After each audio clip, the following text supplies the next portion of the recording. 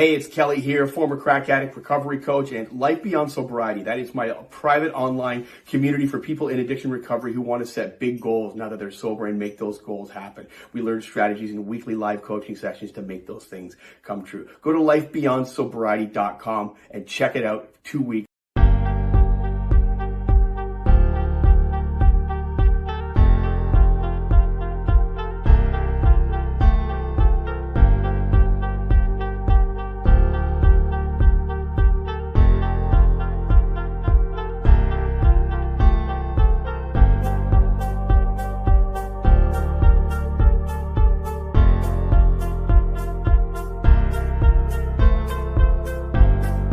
Hey, it's Kelly here, former crack addict, recovery coach, and Life Beyond Sobriety. That is my private online community for people in addiction recovery who want to set big goals now that they're sober and make those goals happen. We learn strategies in weekly live coaching sessions to make those things come true. Go to lifebeyondsobriety.com and check it out. 2 weeks for free. Yo. What's up, y'all?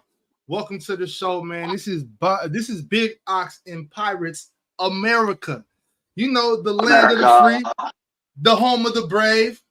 This is the land of the people, you know, and we are men of the people here to give you our input on politics and the goings-ons of the political debate. What's good, Pirate? I'm chilling, man. I think it's very apropos that it looked like we were sponsored by a former crackhead going into this election. That's very poetic. I mean, it just makes sense, right? It just makes sense. Yeah, no, absolutely. But yeah, I'm stoked, man. This is going to be fun. You know, it's an exciting political season this year. We got. They say in history, you know, sometimes you can go years and nothing happens. It seems like this last month, we've had about 10 years packed into 1 month. We had the first president convicted. Then we had probably one of the silliest debates I've ever seen in my life. And we had one of the candidates shot. It's been moving so fast that just a week or two ago, one of the candidates was shot, and that seems like old news. Right. Know? I think we forgot about that.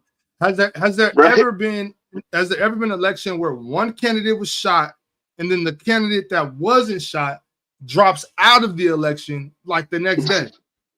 There has not. No, there has not. So things are moving fast. It's wild. Again, I'm like a big, political junkie. I've been eating this stuff up ever since the 84 elections. I was a little kid, like glued to the screen in 84. So what? That's going on 40 years now. So, it's real fun. 84, real fun. Is 84? Is that the election from Bobby Kennedy?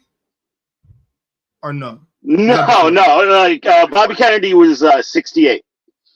Bobby Kennedy was 68. Yeah. Okay. So 84 was Reagan Mondale. Reagan Mondale was 84. Okay, and when Bobby Kennedy was killed, he was running for president, campaigning.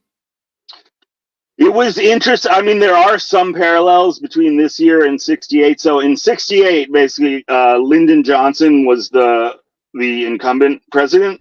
He was the Democrat. It was 68. Vietnam wasn't going so well, so he lost a lot of popularity. He actually, much like Biden, Lyndon Johnson dropped out. So he dropped out earlier, though. He dropped out in like February or March. So Lyndon Johnson dropped out, but he dropped out before the primary. So they were doing a primary on the Democratic side. Bobby Kennedy was the leading candidate to win the at the convention in Chicago in 68. But then he was shot and killed by Sirhan. Yeah. I can, one thing I can guarantee you. I can guarantee you about the political campaigns. I can guarantee you that we didn't have Amber Rose come up and talk at the Republican convention, and we didn't have Megan Thee Stallion twerking for Kamala Harris's Democratic rally in Atlanta. Now, No, mind yeah, that is absolutely true. The social media has really put a spin on this whole thing, I think. right. Now, mind Yeah. you, I'm not mad anytime I'm watching Megan Thee Stallion twerk, but to do it on stage at the rally, I wasn't expecting that. I didn't have that on my bingo card. Yeah, no, I hear you. Yeah, I saw a clip of that, and definitely, I feel like that's really picked up probably the last 8 years, I guess, 8 or 12 years with the advent of social media.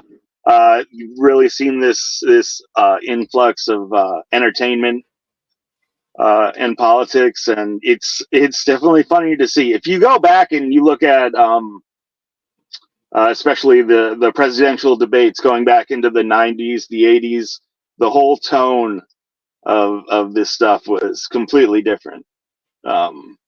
But it's the world we live in now, I suppose. So, you got to adapt or take the L. Right. Before we get too deep into the show, y'all, I wanna read a couple super chats. We got one from my man Leaf Diggy. He says salute to the show, and he dropped his YouTube channel, youtube.com/Leaf4788. Man, y'all gonna make sure to sub to my man Leaf Diggy's channel. Leaf, drop that link in the comment section. Make sure y'all go subscribe to Leaf's channel for sure. Do that. Next we got Brian Holiday. He said, Pirate, why you always stream from your car? And someone's got to keep these streets running, man. I am a creature of the streets. Let's just say that. A creature of the streets, y'all. Man, y'all ask too many questions, man. Basically, yeah, man. Drop that link, Leaf Diggy, so that the people can follow you. Let's get into some things though, Pirate. So we have some projections. I'm gonna pull up a projection of the Electoral College, and I guess what's expected to look like this year. Before we do that, I think Joe Biden did Kamala Harris a disservice by dropping out when he did. I feel like he probably should have dropped out of the race from the beginning, and said, well, no, I'm not going to run for president again for another 4 years. Kamala, you got it. That's my personal opinion. I think that he did her a major disservice.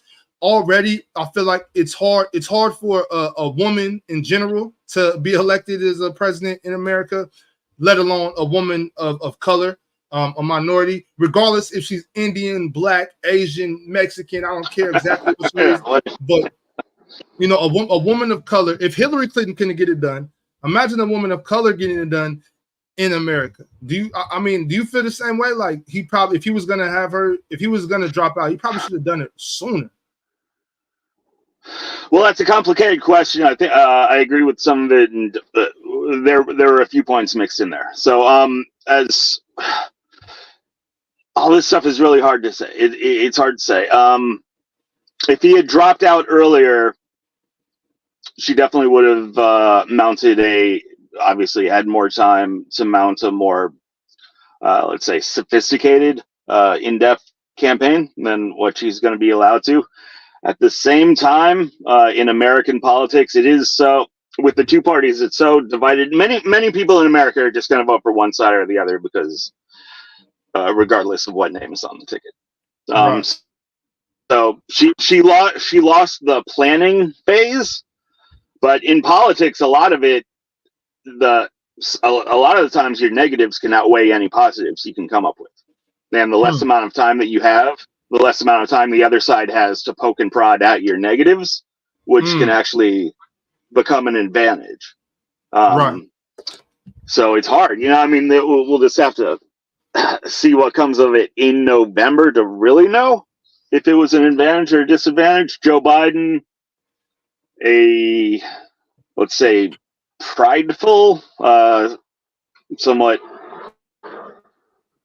hard-headed in some ways. This is a creature of politics, 50 years in Washington. When a guy like that gets hold of being president, it's going to be very hard to convince him to just give it up. Right. I think that's what we saw, and it really took a massive movement within his own party to convince him to drop out. So So I don't so think he was ever going to drop out earlier. right. So Stezo says she just needs to pick a good vice president. I didn't think about it from that angle. I'm wondering what are her options for vice president, and if she picks the proper vice president, because some people say that McCain would have beat Obama if he wouldn't have picked what's her name? Sarah Palin. Sarah Palin. They say Palin, they say if he wouldn't have picked Sarah Palin, that John McCain would have washed Obama. Is that a serious thing in politics, you think? I think that is. I don't know. It was a fairly close election, and Palin was most definitely a negative. Vice president can typically, the deals with vice president are historically, if you pick someone basically, kind of vanilla, middle of the road, it's not going to really have any effects, plus or minus.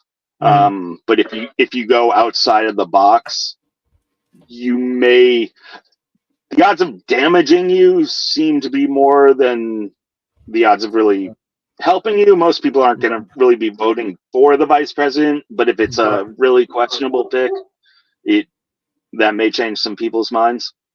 So I think with Kamala, some of the names that I've seen, Pete Buttigieg,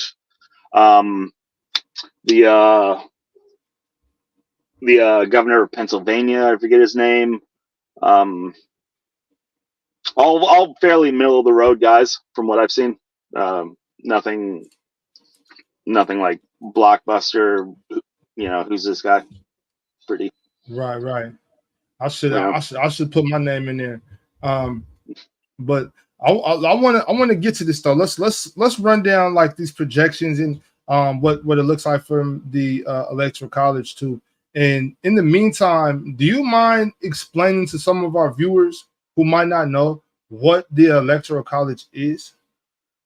Yeah, sure. I feel like it's unfortunate because the Electoral College is a very integral part of how our country is run, and a lot of people are either have a lot of questions or really don't understand how it works. A lot of people, we mix up a lot of these terms like democracy, republic. People wonder why the president isn't just elected by the popular vote in America. That's right. Because we live in a republic where the president is not the leader of all 350 Americans. The president is the leader of our federation of 50 states. And so the president actually isn't elected. The president is appointed by the 50 states. Now the 50 states they each have a certain share of votes in appointing this person to president based on population. And so each state can actually give their votes any way that they choose. At this point, 250 years down the line of America, each state has chosen to run a democratic election with their own popular vote within the state to decide what candidate gets their share of appointing the president to the head of the Federation of States, which is our federal government. So that's basically the map that we're looking at here. You can see each state, and each state has a particular number of delegates that they're like. California has the largest population, so they have the most delegates to give. So that's why you can see the president is appointed. He can be appointed without winning the popular vote because you win the right states, basically. But that's happened a bunch of times, right? That's happened multiple times where the one president more times might get than the not. Popular vote. Oh yes, right. More times than not. Yeah. More often than not, you win the popular vote and still not get the Electoral College and you need 270 to be elected. And so, and the reason being, we have 50. Go on. No. So I'm saying, so typically, from my knowledge, there's states like Ohio, Pennsylvania, Arizona, and Colorado. Are those the four main states? Are those the swing states? Right now, we have about 10 swing states. So yeah, most states are kind of predetermined. We pretty much we know California is going to be blue. We know Texas is going to be red, etc. The election, and that's why you can get a bigger population vote and still not win, because a lot of these states are going to be predetermined. They have such majority one way or the other. So the swing states, what it's basically going to break down to, you got Arizona, New Mexico, Georgia, Virginia, Michigan, Ohio, Wisconsin, Pennsylvania. Those are going to be the primary states that you're going to be looking at that will most likely end up deciding the election. Yeah. Right. What states, based on this map that you see in front of you, which of these states should Kamala Harris be campaigning the heaviest in, that you think she could actually sway the vote? Or do you feel like it's pointless? Do you feel like Donald Trump has this in the bag? Or do you think that she could campaign really hard in any of these states, maybe Nevada, Ohio, Pennsylvania? Do you think she could swing Wisconsin or any of those states?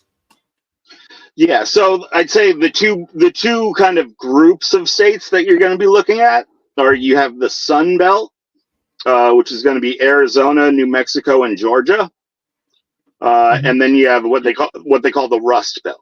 So the Rust Belt is going to be Wisconsin, Pennsylvania, and Ohio. Now they call them belts because those states in previous elections have tended to go for either one side or the other. They're both kind of hovering around the middle, and typically Wisconsin, Pennsylvania, and Ohio are going to be somewhere around the middle, and they're either all going to go one way or they're all going to go another. Right. And they have different demographics. So when you look at the Rust Belt up high with Wisconsin, Pennsylvania, Ohio, there you have a lot of it's going to come down to blue collar workers, right. A lot of union workers, factory work, blue collar factory type jobs, people who are most primary concerns of like losing their jobs, losing the industry, losing the factory. Those tend to be issues that are really big there. Right. Down in the Sun Belt, Arizona and New Mexico, recently the immigration has become a real big issue down there. My guess would be that the Sun Belt would be her clearer path to victory.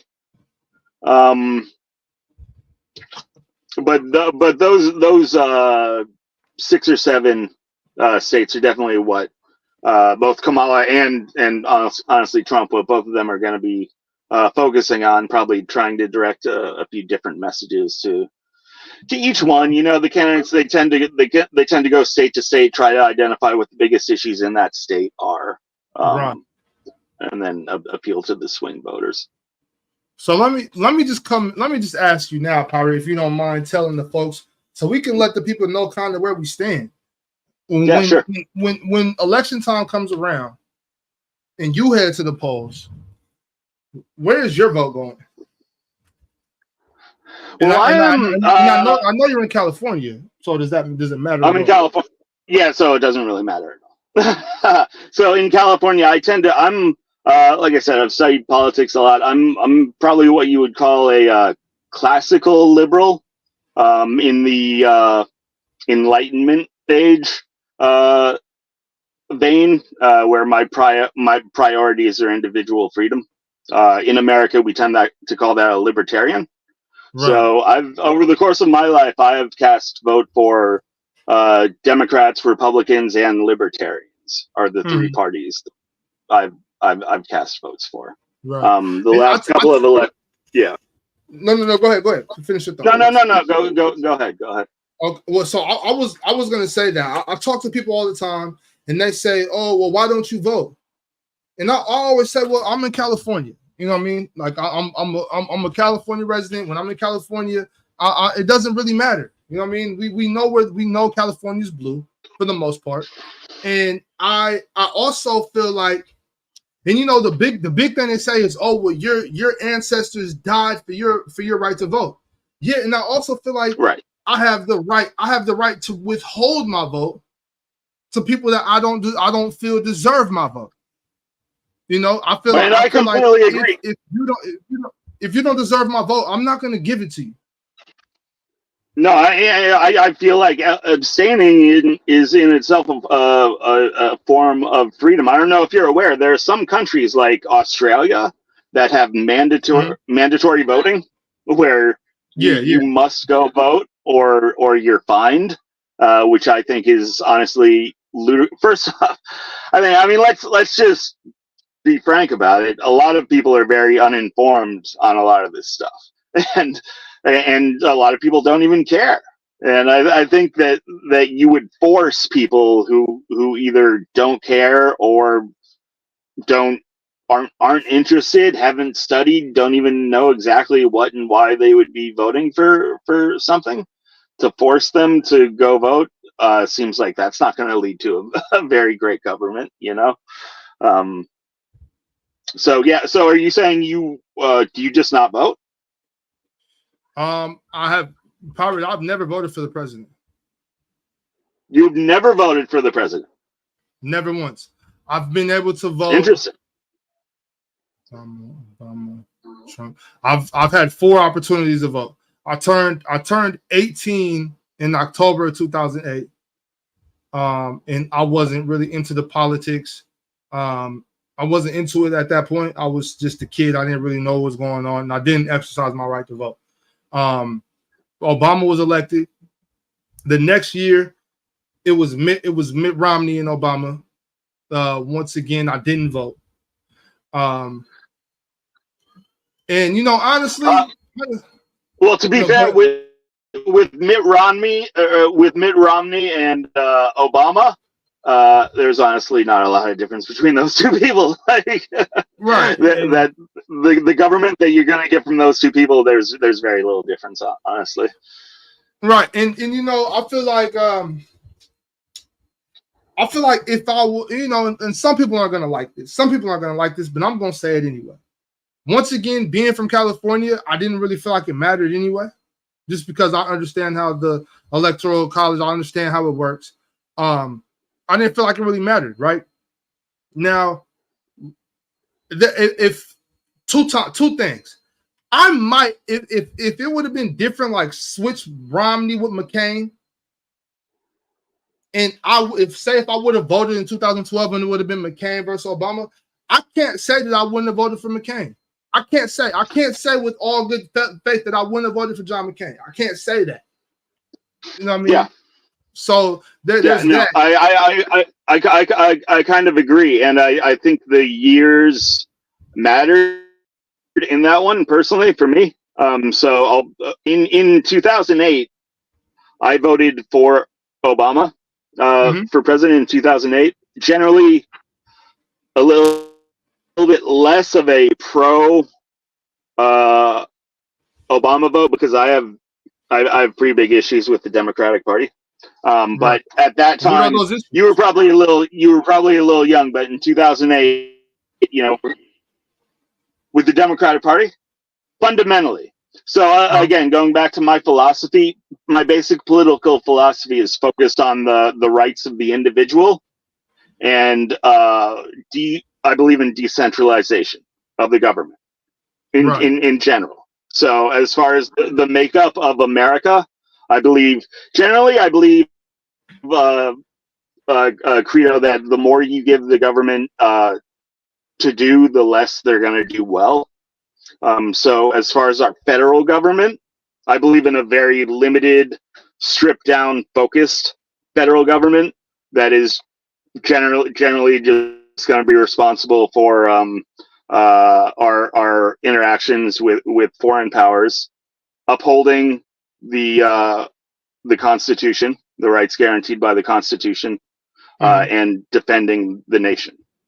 And those 3 pillars are really the only thing that I want the federal government to be doing. I'd like everything else to be diffused to the states. I think that's been the best formula for America. I believe that's why we have the longest standing constitution in the world, 250 years. But a lot of people don't understand that America, we have the oldest continuous constitution in the world. The Democrats' basic philosophy is to put a lot of responsibility on the shoulders of the federal government. If you look at the policies that are brought up by the Democratic Party, it's put more and more power, more and more money into the federal government, more bureaucracies under the heading of the federal government.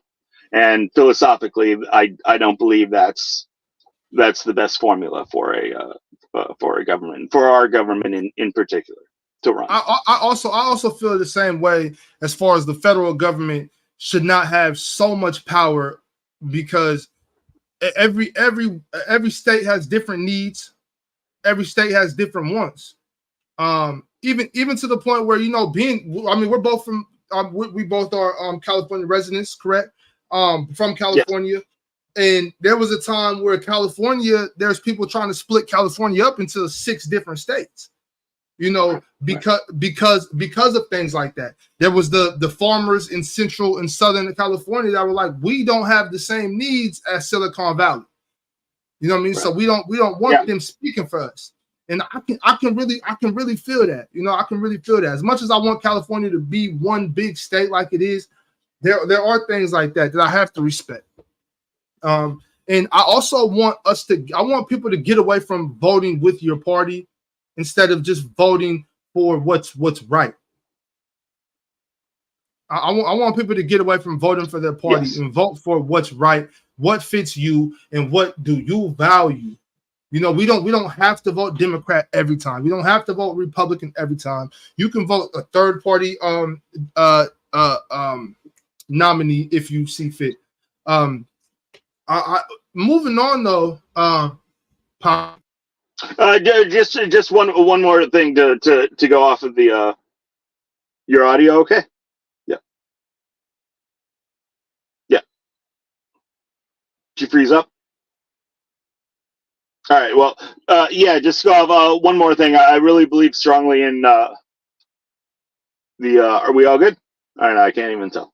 I'll just keep going. I really believe strongly in the marketplace of ideas, the concept of the marketplace of ideas. I believe friendly competition of ideas between you good? Yeah. My fucking mic. I have to get a new cord. I was just saying I really believe very strongly in the concept of the marketplace of ideas, where we have 50 states. They can all try this and that, and the friendly competition of all 50 states. Over time, the best ideas should flourish and kind of raise all ships, as opposed to one idea being sent down from the top to bottom. Basically, it's like I believe, like I don't feel like I'm okay with California being California and Tennessee being Tennessee and Texas being Texas, and letting the differences kind of weed out what's bad and promote what's good, as opposed to just mandating a one size fits all. This is how everyone's gonna do it type of thing. Right, definitely.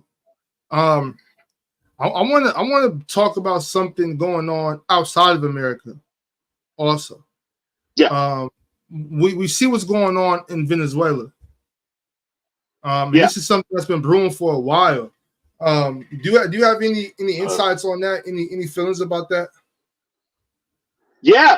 I don't know if you're able to bring up that clip that we had, but let me see. I don't know people in the crowd if you're aware, but so Venezuela had their election just last week.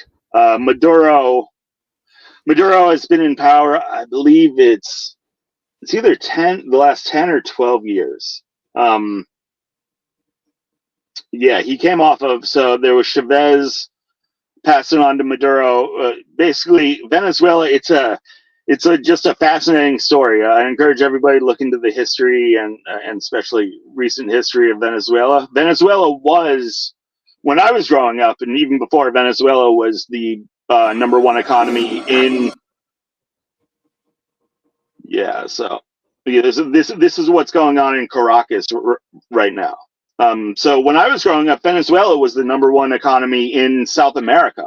At a time, at one point, Venezuela was actually had a bigger economy than China. Really? Yeah. So they're very oil rich. Venezuela has a lot of oil, and they used to have, yeah, they used to be the number one economy. They used to have a pretty flourishing democratic republic, and things were looking pretty good. Then under Chavez, which is going back 15 years ago, 12 years ago is when he gave up power, but so it was the 15, 20 years before that. They started going severely to the right. So we're talking like legitimate socialism, where socialism when the state takes ownership of the means of production and the industry. So the state took control of their again, their oil reserves is their number one income, and they went heavy left, basically totalitarian left, to where there's one party in power. They did away with free elections, and even if they had elections, they would call them free, but they would be rigged elections. And it's just a fascinating story because in the early 2000s, because again, they were a ton of oil. I think they're one of the top producing oil countries in the world. They had a lot of money. They were under this socialist system, and a lot of the people in America on the far left, the prominent ones like Bernie Sanders, number one, would point to Venezuela as kind of like a wonderland. You know, what we in America should aspire towards. But that's all really started to go downhill over the last 10 to 15 years. They've become one of the most impoverished nations in South America. If you can watch news and documentaries on what's happened, and it's just really sad because they've gone again from the richest state in South America due to corruption and really a one-party system. So real socialism. They have completely squandered basically all the money that the country has made has been funneled to a few people on the top. You know, I mean, people think that we have income disparity in America. Just multiply that by like 1,000, and you'll get what's going on in Venezuela. The people for the last decade have just been absolutely basically starving in the street. The government owns all industry and wealth, and so there really is no free market. You can't start your own business. Employment is very difficult. You have to work for the government. So they just had an election about a week ago where Maduro claims to have won the election. Yeah, but he clearly lost.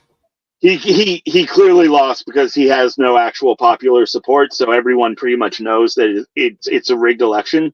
And thankfully, I'm personally very proud of the Venezuelan population. They're basically saying enough is enough. Right. And the country is generally in revolt. So what we're seeing here, right? I've seen like military guys, generals in the military saying that this is time. We're going to get involved now. We've had enough, and we're going to put our foot down. We're not going to allow this man to continue to pillage our country. And I feel the same way. I felt happy to see people standing up for their people and for their rights. I'm gonna play this and just kind of give you guys that are watching, give you guys a kind of a sense of the seriousness of how these people feel. Y'all see, this is thousands of people. There's no moving room. People can't hardly move. They're serious right now, y'all.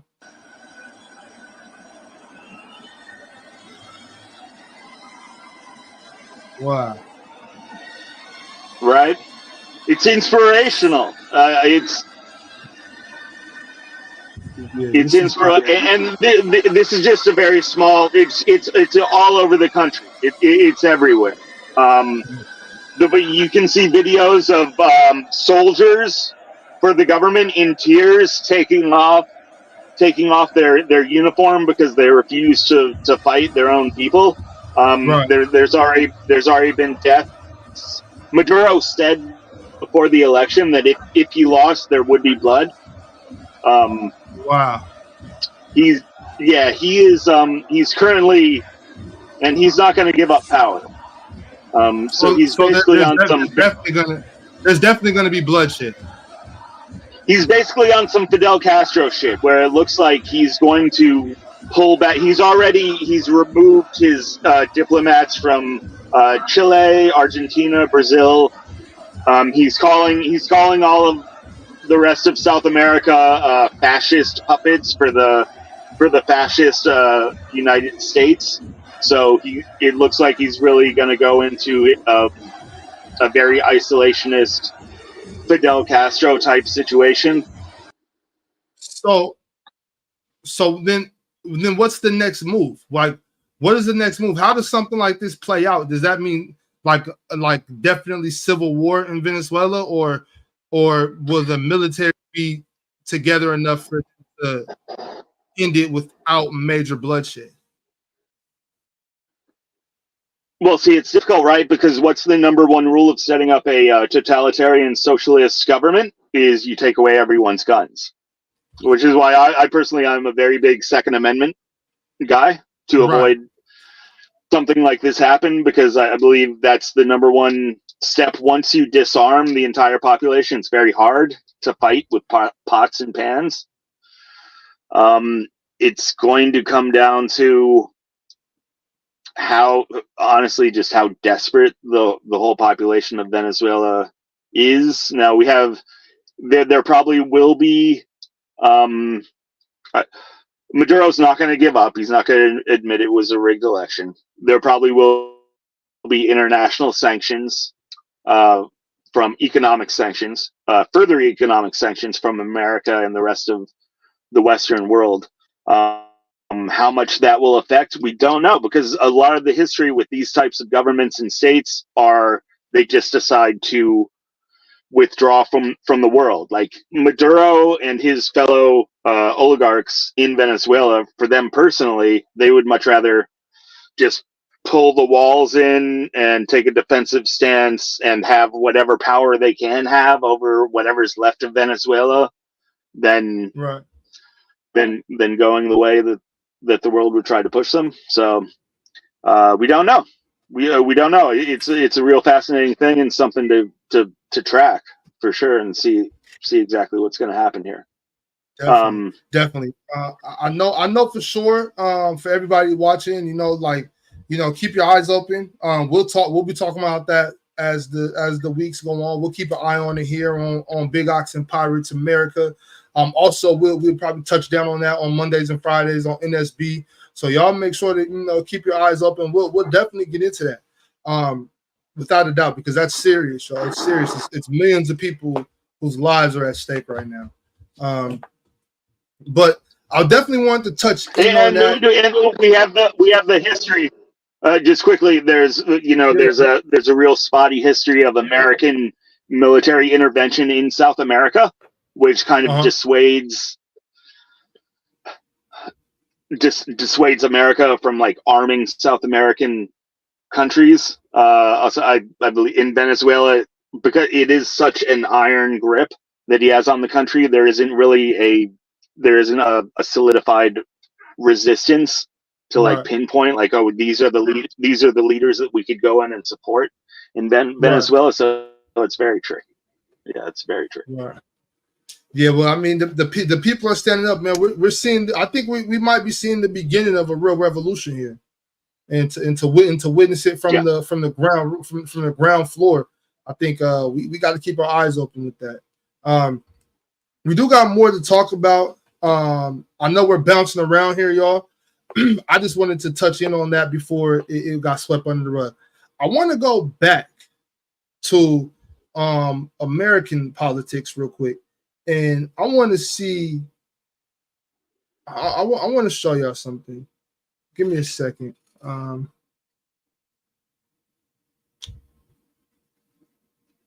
that's not it. Hold on, y'all. I got something here to show. Okay, here we go. I want to show y'all something, and I want everybody in the chat. I want y'all to give me your honest response to this clip. It's just a simple clip, a campaign ad, if you will. Okay, so y'all listen to this, and I want y'all to give me your honest opinion on how you feel about this campaign ad, and if this sways you at all. P. Harris, I'm worried about the election. Women's reproductive rights are on the line. Our Supreme Court is on the line. Our basic freedoms are being tested, Madam VP. I know you've been traveling across the country. What are you hearing? Yeah, girl, I'm out here in these streets. And let me tell you, you're right, Taraji. There is so much at stake in this moment. The majority of us believe in freedom and equality. But these extremists, as they say, they're not like us. They not. There's a full-on attack on our fundamental freedoms. The freedom to vote. Yep. The freedom to love who you love. The freedom to be safe from gun violence. The freedom for a woman to make decisions about her own body, not having her government tell her what to do. Yeah. So I know what the word that they would use, the youngsters use, is cringe.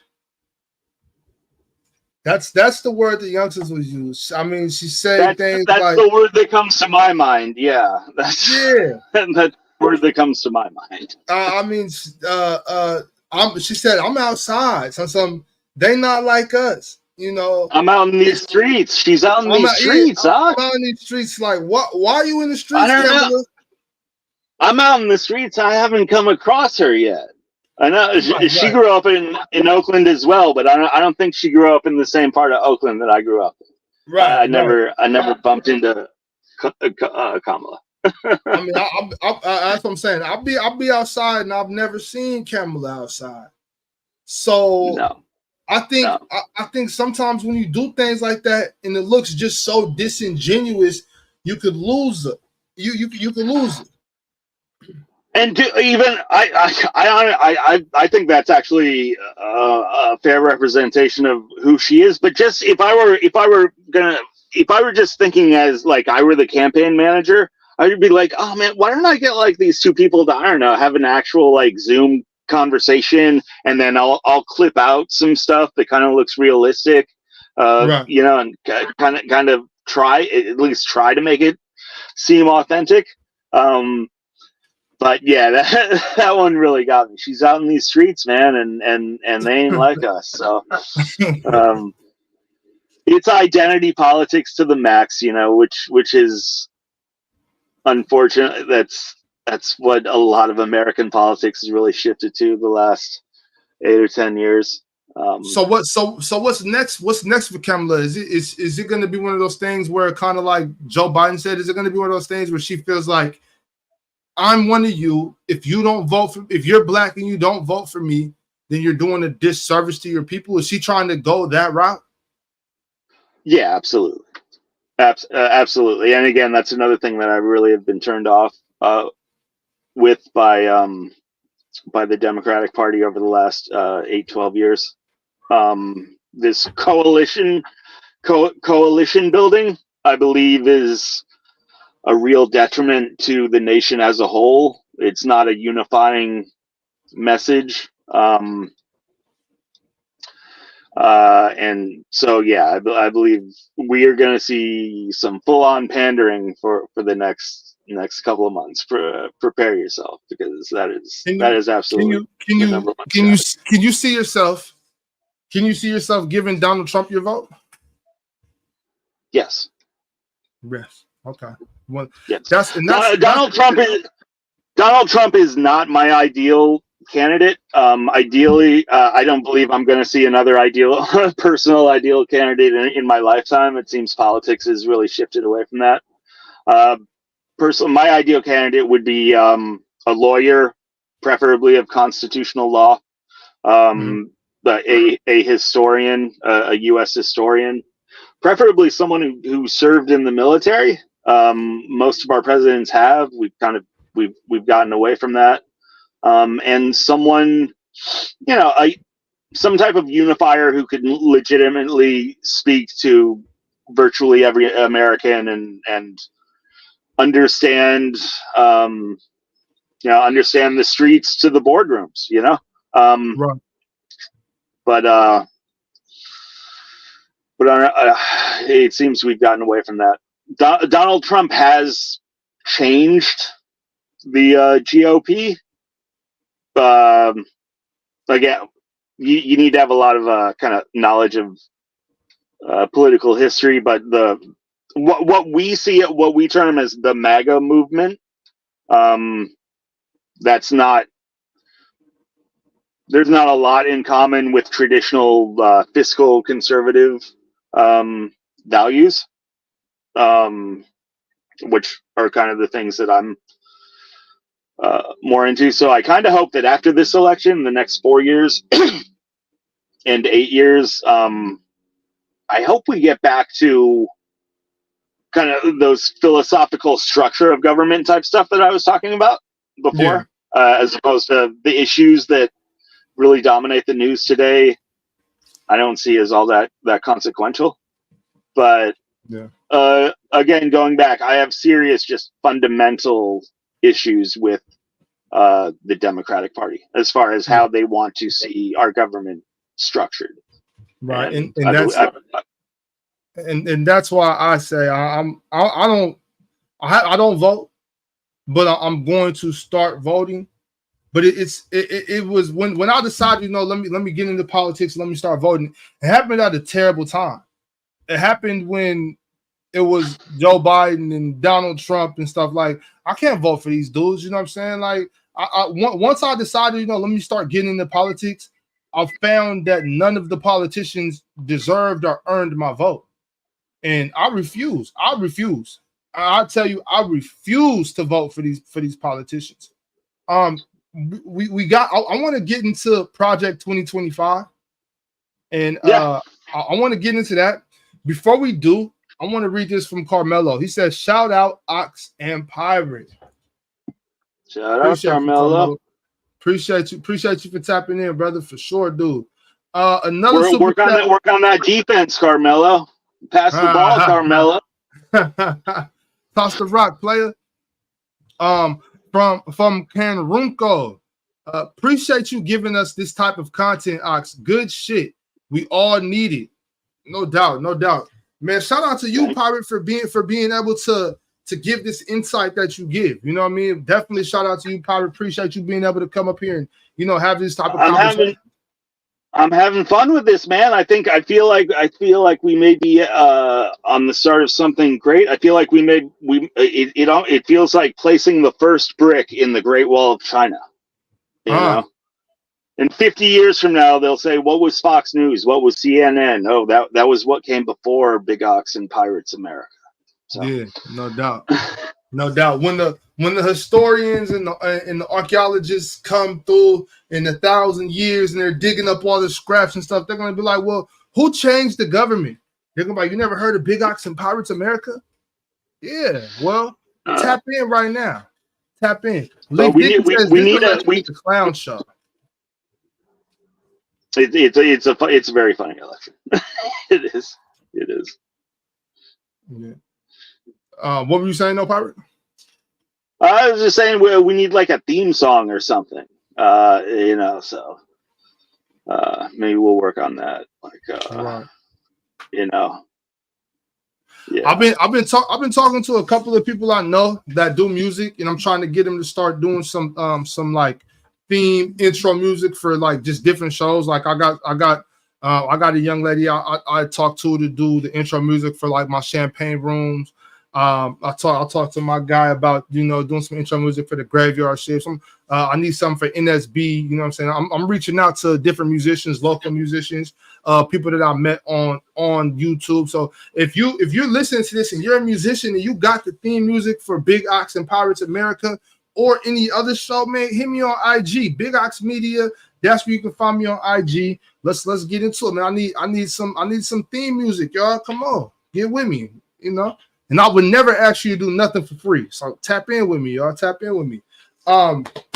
So, Pirate, I've heard things about Project 2025, and everybody makes it seem like Project 2025 is basically the Republicans and the conservatives putting together a plan to enact martial law.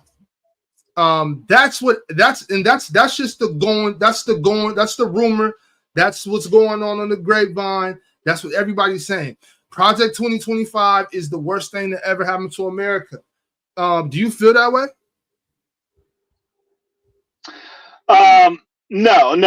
I'd love to hear even more of like what you've heard and your perspective and chats too, because I think it is a very it's thus far a pretty savvy political move on the part of the Democrats to focus on Project 2025. But yeah, so I've read a bit of it. I've skimmed through. I've gotten the basic idea. It's long. It's 900 pages long. So right. I have yet to read the whole thing. I'm gonna read just the homepage and stuff like that, and kind of the basic idea, and then we can dialogue about that. Definitely want to do that, y'all. Hey, in the meantime, if you're in the chat, I need y'all to do me a favor. I need you to like the video if you haven't liked it. Subscribe if you're not subscribed. And you know what? If you're watching Big Ox and Pirates America right now and you're not subscribed to this channel, I hope you're taking a jog in the morning and fall in a big pile of quicksand. You know, if you're watching this and you're not subscribed, I hope you stub your toe on the corner side of your bed. All right. If you're watching this and you haven't subscribed, I hope your girlfriend cleans the toilet with your toothbrush. Okay? That's how I feel about you if you're watching this video and you're not subscribed. Subscribe right now. Also, I want to say shout out to everybody that's watching. I checked my analytics the other night. Man, New York is holding it down, y'all. New York is holding it down. I've got 4 times more views from New York than anywhere else. And that's with all due respect to everybody else that's watching. I'm talking about Atlanta, Houston, LA, Sacramento, Seattle, Chicago, Dallas, everybody that's tapped in. My Carolina boys, shout out to all of y'all. Everybody that's watching, shout out to y'all. Canada, England, the Philippines. And I seen somebody watching from Afghanistan. Man, shout out to y'all. I appreciate y'all. I love y'all. But I gotta say, man, shout out to New York, Brooklyn in the house. Shout out to all y'all cats in New York that's really holding it down. I mean, the bulk of the viewers, man, thank y'all. For real. I love y'all. I wouldn't be here if it wasn't for y'all. Y'all not here for me. I'm here for y'all. No doubt. Christ left a super chat, said, I really appreciate this type of contact. EDU US, is that Education US? I'm not sure. Thank you, Christ. Appreciate you for that super chat. Educate us, Tim. Yeah, great name. I think I saw educated. Quickly, a comment. I think I saw a comment in the chat. Someone was asking if I'm religious. I am from a large Irish Catholic family. So yes, I am an Irish Catholic. Yes, I am. Right on. Yeah, no. If I didn't mention Detroit, I apologize. Shout out to my Detroit cats, y'all. Detroit players, y'all in the house for sure. 313 Detroit. Appreciate y'all. Appreciate all of y'all. 219. Matter of fact, fuck it. If you're in the chat, wherever you from, let me know where you watching from. Let me know your city and state, man. Shout out to your city and state. Thank y'all for watching, man. For real. H-Town holding it down, no doubt, Antoine, for sure. You know, I got big love for the great state of Texas, y'all. I really do. I love Texas. I love Texas. I love it. Yeah, I lived in Texas for a bit. I really love Texas. Man, definitely. I love Texas, man. I spent a lot of time in DFW. Seattle in the house. We see you. Seattle in the house for sure. Go Sonics. Rockford, Go Illinois. Supersonic. Rockford, Illinois. Yes, sir. Gary, Indiana. What's up with my okay? I see y'all. Big fan Breezy, New Jersey. That's what's up. I see y'all in the building, man. Appreciate all of y'all. 925. Michael Jackson's from Gary, Indiana, right? Yeah, he is. Yeah, he is. Isn't the 925. Jackson 925. That's not the Bakersfield area, is it? 92. Yeah, right. That is. 9. Yeah, so somewhere in Southern California. I'm pretty Yeah, sure. I thought so. I think Oakland in the house. 510. That's Oakland. 510. Yeah, the town in the house for sure. Montgomery, Alabama. Appreciate y'all, man, for sure. 510. Yeah, but yeah, let's get to this. Portland, Maine. Okay, so now I want to talk about this Project 205. Yeah.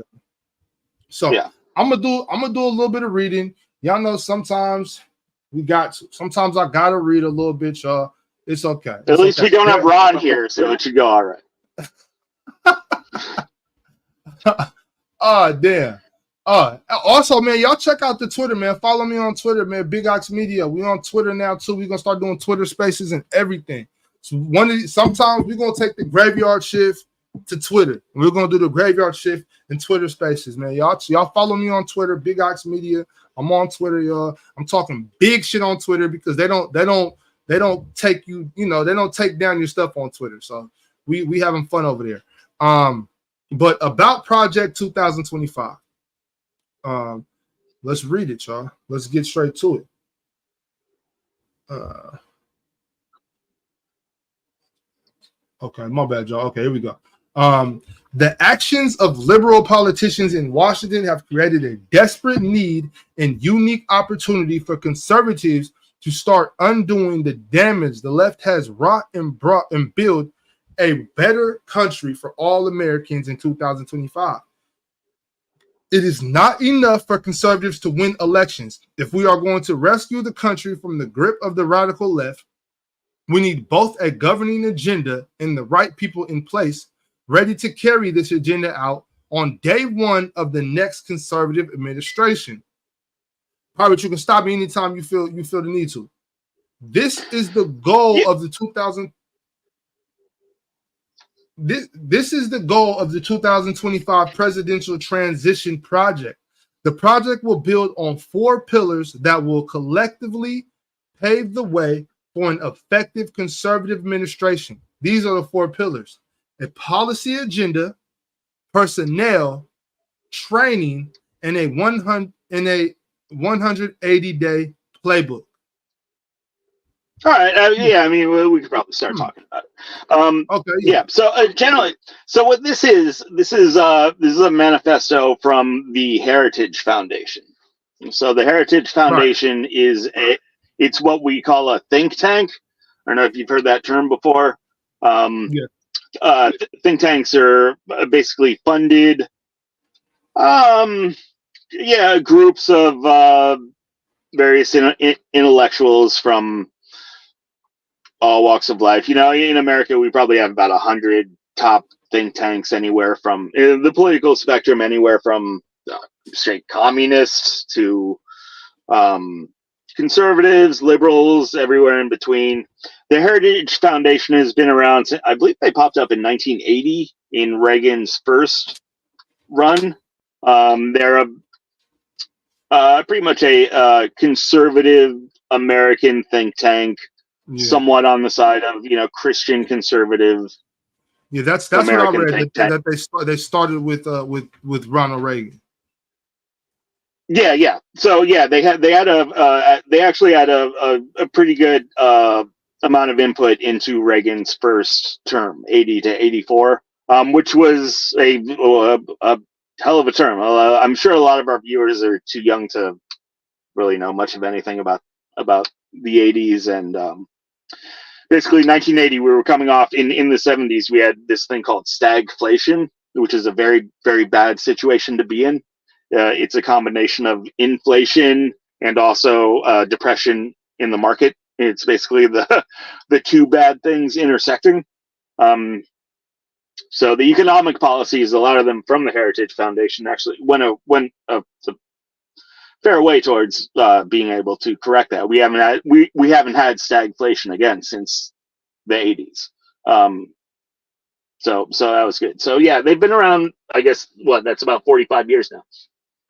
Right. So, but so again, they're a think tank. This is a manifesto. This is a very common thing. So the think tanks all over America, they do this. These are the ideas and proposals of this specific group of thinkers. The Heritage Foundation, conservative Christians, fiscally, like I was saying, fiscally conservative. They're into limited government. So these are their ideas. Now, this is separate from Donald Trump's official agenda.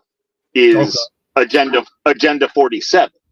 So you could look up that. That's Donald Trump's platform. I feel like the Democrats have done a pretty good job so far. It looks like, at least advertising to their base, to the Democratic base of America, that Agenda 47 isn't actually Donald Trump's platform. That this is the real platform. This is really what they're going to be going for. So and focusing on the points that would be most inflammatory towards their most ardent supporters. Right. So the Heritage Foundation back in the day, did they basically save America from a terrible depression with these initiatives? I would say there's so many things that go into it. I would not put that level of like praise onto them. I would say that in Reagan's first administration, a lot of his key ideas were inspired by the Heritage Foundation, which I personally believe did have a very positive effect on the economic turnaround. So yes, I mean, going into like Reagan's term and the shift from Carter to Reagan, that's like such a big topic. We could totally dive into it, but yeah, a lot of the basic nuts and bolts, the more like libertarian kind of stuff that we touched on earlier, they represent kind of that political philosophy in a lot of ways. So yeah, this Project 25, again, it's 900 pages, so there's a lot of stuff to pick at. I've read through it. I have not. Some of the stuff I don't agree with. I would say that personally, I probably agree. I agree with more things than not. They have kind of picked up some of this cultural conservative stuff. I'm not as much into, as far as like really being heavy into the whole abortion thing. I personally wish abortion would just kind of take a back seat in a lot of this stuff. I feel like so many big issues are drowned out by the abortion thing. So and that's the thing. So every year these are the things that have come up. It's always gay rights, immigration, and abortion. I don't understand how these are three things that are the biggest thing in every election. How is abortion such a big deal about who we vote for? Because women vote, honestly. Because women have the vote, and I was really hoping that when Roe versus Wade was struck down and abortion was sent back to the states to decide, I was hoping that would kind of quiet it on the national stage, because now it's a state's issue. So I would hope that people would just focus on their state. But we all know, we've lived through my entire life, abortion always has a way of creeping up into, and I don't, because I feel like fundamentally abortion is not really steering the ship of your country. You know, I feel like we could be living in a Mad Max world where the Empire State Building is burning down, and some people would say, well, at least we still have abortion. And, you know. Well, that's I mean, it's crazy to me, because like I feel like abortion is an issue, whether you're for or against it, whatever, pro-life, whatever. It's an issue, but is it a presidential campaign issue? I think not. I think not.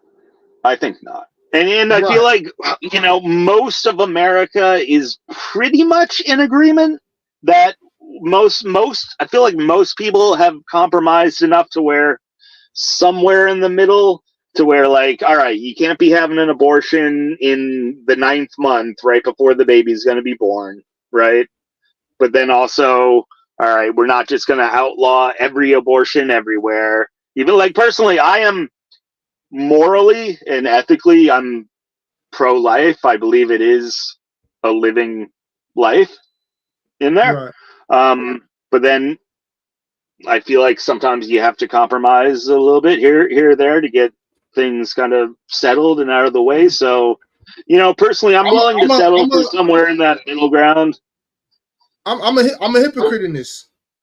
I'm a hypocrite, Pirate. I feel the same way. We are all sinners.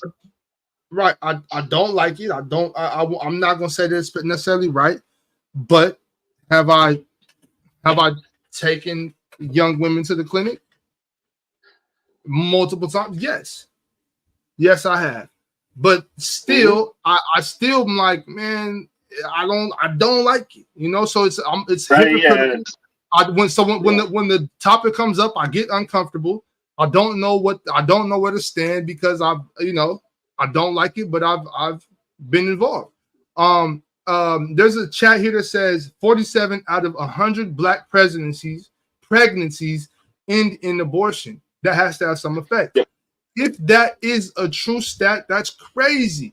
But the Black population is far higher. Yes, it is. Yes. But with that being said, that's not a presidential issue. That is a us issue. So when I have talks during the graveyard shift, and I'm talking about we got to learn to love each other and love ourselves and do right by our own community, that's a us thing. We can't blame the president for us, our community having out of 100 pregnancies. I can't blame Donald Trump, George Bush, Bill Clinton, Carter, Grant, Reagan. I can't blame any president for the fact that 47 out of 100 Black pregnancies end in abortion. That's not the president's fault. You know what I'm saying? So that I don't feel like that should be a presidential debate topic. Yeah, and again, it goes back to my personal philosophy that the more responsibilities you give the government, the less good they're going to be at those responsibilities. And yeah, I leave it to the states. I wish we could just leave it to the states. Just leave it to the states and but abortion is one of these issues that really it's a very good case study because it's an excellent example of an issue that lingers and lingers year after year because it's an issue that allows two separate arguments to clash and where two people are never actually speaking about the same thing, where both sides claim that they're defending freedom. The left says that we're defending the freedom of the woman to have autonomy over her body, and the right says, well, we're defending the freedom of the unborn child, and you don't have to get an abortion. I mean, the fact is, I hate it. It's a sad reality, but the fact is, nobody has to get an abortion. Right. You don't have to. It's so the left frames it like a lot of these people. You're in poor economic situations. You're scared about your future. Maybe the relationship broke apart. You're afraid you won't have a father around the house, and so you have to get an abortion. Where I like to think as logically about things as possible, and that's a bit disingenuous. Nobody has to, except of course for the whole life of the mother thing, which at this point I feel like the right at this point it seems like the vast majority of the right has kind of compromised on the whole life of the mother rape and incest aspect of it. So I feel like we're not really, all of that's kind of out of the equation now. We're really just speaking about the elective abortions, which do make up like 95+% of the abortions. So that is really, what the issue I don't know. is. I don't know. There's a lot of us. Like I said, I was young and dumb and irresponsible at one point too, and I feel like that's the group of people that we need to talk to. We need to talk to younger me's and younger my girlfriends and younger girls that I've been with and younger women and younger men that feel like they have to do these things. When all actuality, I'm with you on that, Pirate. I think that, so this is my thing, and I've always been this person where kids that are raised in poverty, kids that don't grow up with very much, are still kids that are having lives. Kids that grow up in poverty are still happy children. They're still alive children. You know what I'm saying? Thank you. Yeah. You know what I'm saying? Like, I hate the fact when people say, "Oh, if you're broke, you shouldn't have kids." That is the worst thing. That's one of the worst things I've ever heard in my life. As I've matured and grew up, even as a child, I'm like, a lot of times when you're broke, poor, we don't even know it. You know what I'm saying? Like we don't even know it. You know what I'm saying? So it's like that thought of, oh, if you don't make $100,000 a year, you don't deserve to have kids. I feel is one of the worst things. Right? Like every kid isn't going to go to Disneyland every summer. Every kid isn't going to have new shoes when they start school, but they're still living. You know what I'm saying? They still have a chance at life. You know what I mean? So that I really hate that thought process. And the thing about it is a lot of people are conditioned to feel that way, and it's just terrible. It's terrible because these people, and mind you, if what you do, I'm not here to tell you not to do these things. I'm not here, but I'm just saying, like, I've made these mistakes, and I regret these mistakes. Yeah, and Ox, I don't know exactly your childhood and past, but I was raised dirt poor. I mean, let you into a little pirate's life. Both of my parents were in and out of prison. I'm sure I've eaten more government cheese than pretty much everybody in chat and all the viewers out there. I never went to Disneyland. My parents took me to Fairyland and told me it was Disneyland. But if they had chosen to abort me, well, you wouldn't be enjoying my entertainment tonight, and then that would just be the whole world would be robbed. So thank you, Mama. Thank you, Mama and Papa Pirate. Thank you, Mama Pirate. Thank you, Mama Pirate. For sure. Thank you, Mama Pirate. So yeah, it's I mean, that's a good segue too. If you want to touch on the whole 26th Amendment before we're done too. Speaking of youth issues and all. Yeah, we could definitely do that. Yeah. I do got some people in the back. I got 3 people in the lobby that I want to pull up and hear from also. I'm gonna start. We're gonna go down the line, first come, first serve. I'm gonna start with Carmelo. Carmelo, what's up? My bad. What Carmelo, up? you here?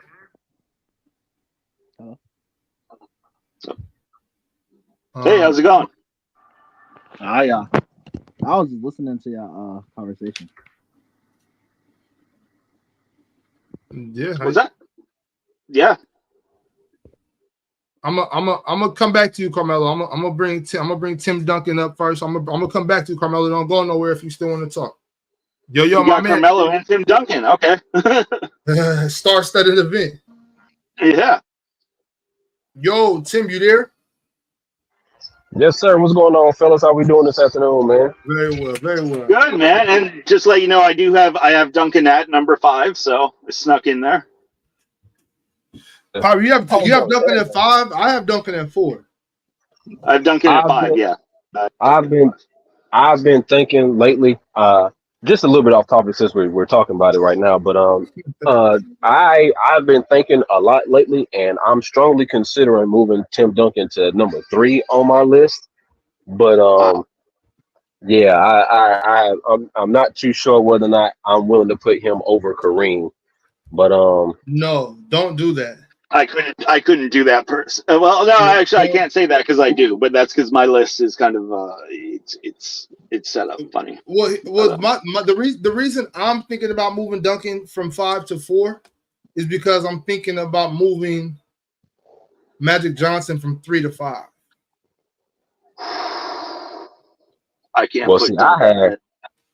I have Magic 10, I believe. I have Magic 10.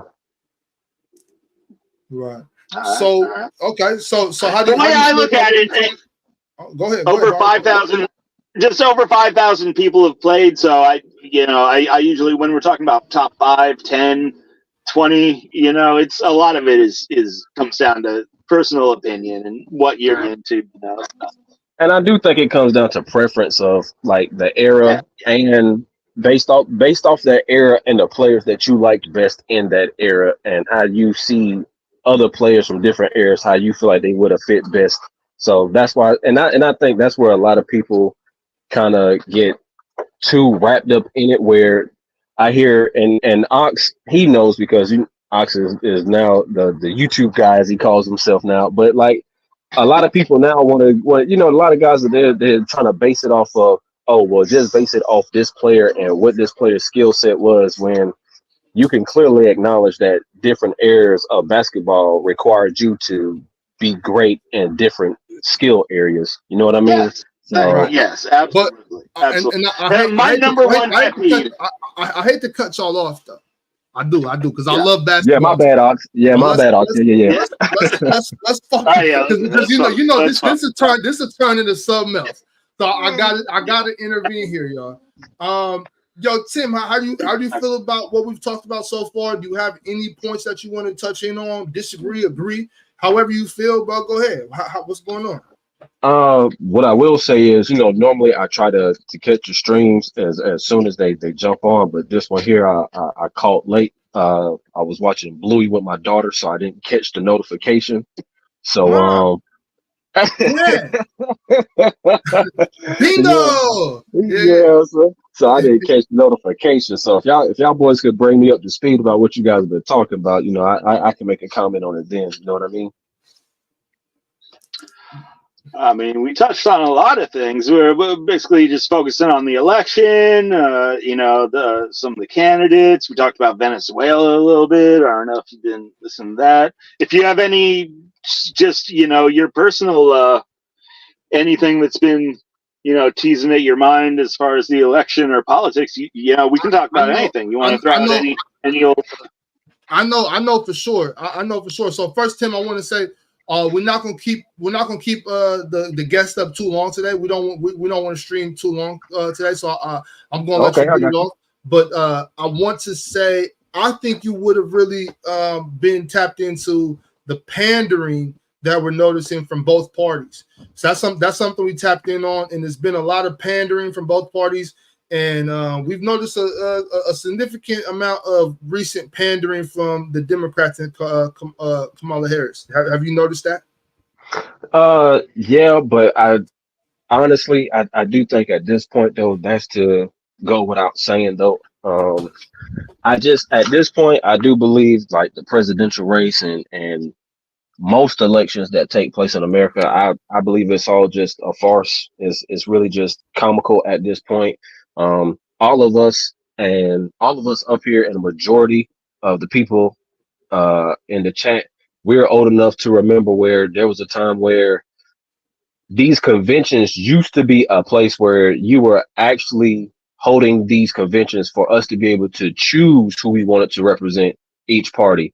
Now the conventions have become where these parties have just given us who they've chosen, and that's just about what we're left with.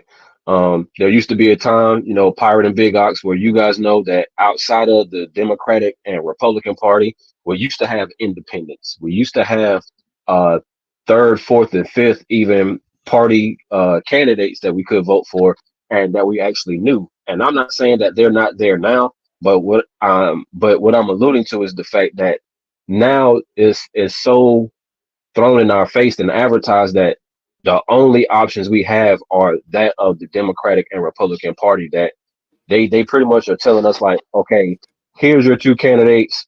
These are your only choices. Well, Pirate, you spoke earlier about that you voted for a third party candidate before. Do you mind telling us what year that was and kind of what led you to that decision? Yeah, so I voted for the Libertarian Party before. So I voted for Gary Johnson, and Ron Paul. Yeah, it's but yeah, there's a third party. Ron Paul. That was 2020 or 2016. 2016, right? I believe 2016. That was 2012. I've also voted for his son Rand Paul. I voted for his son Rand Paul.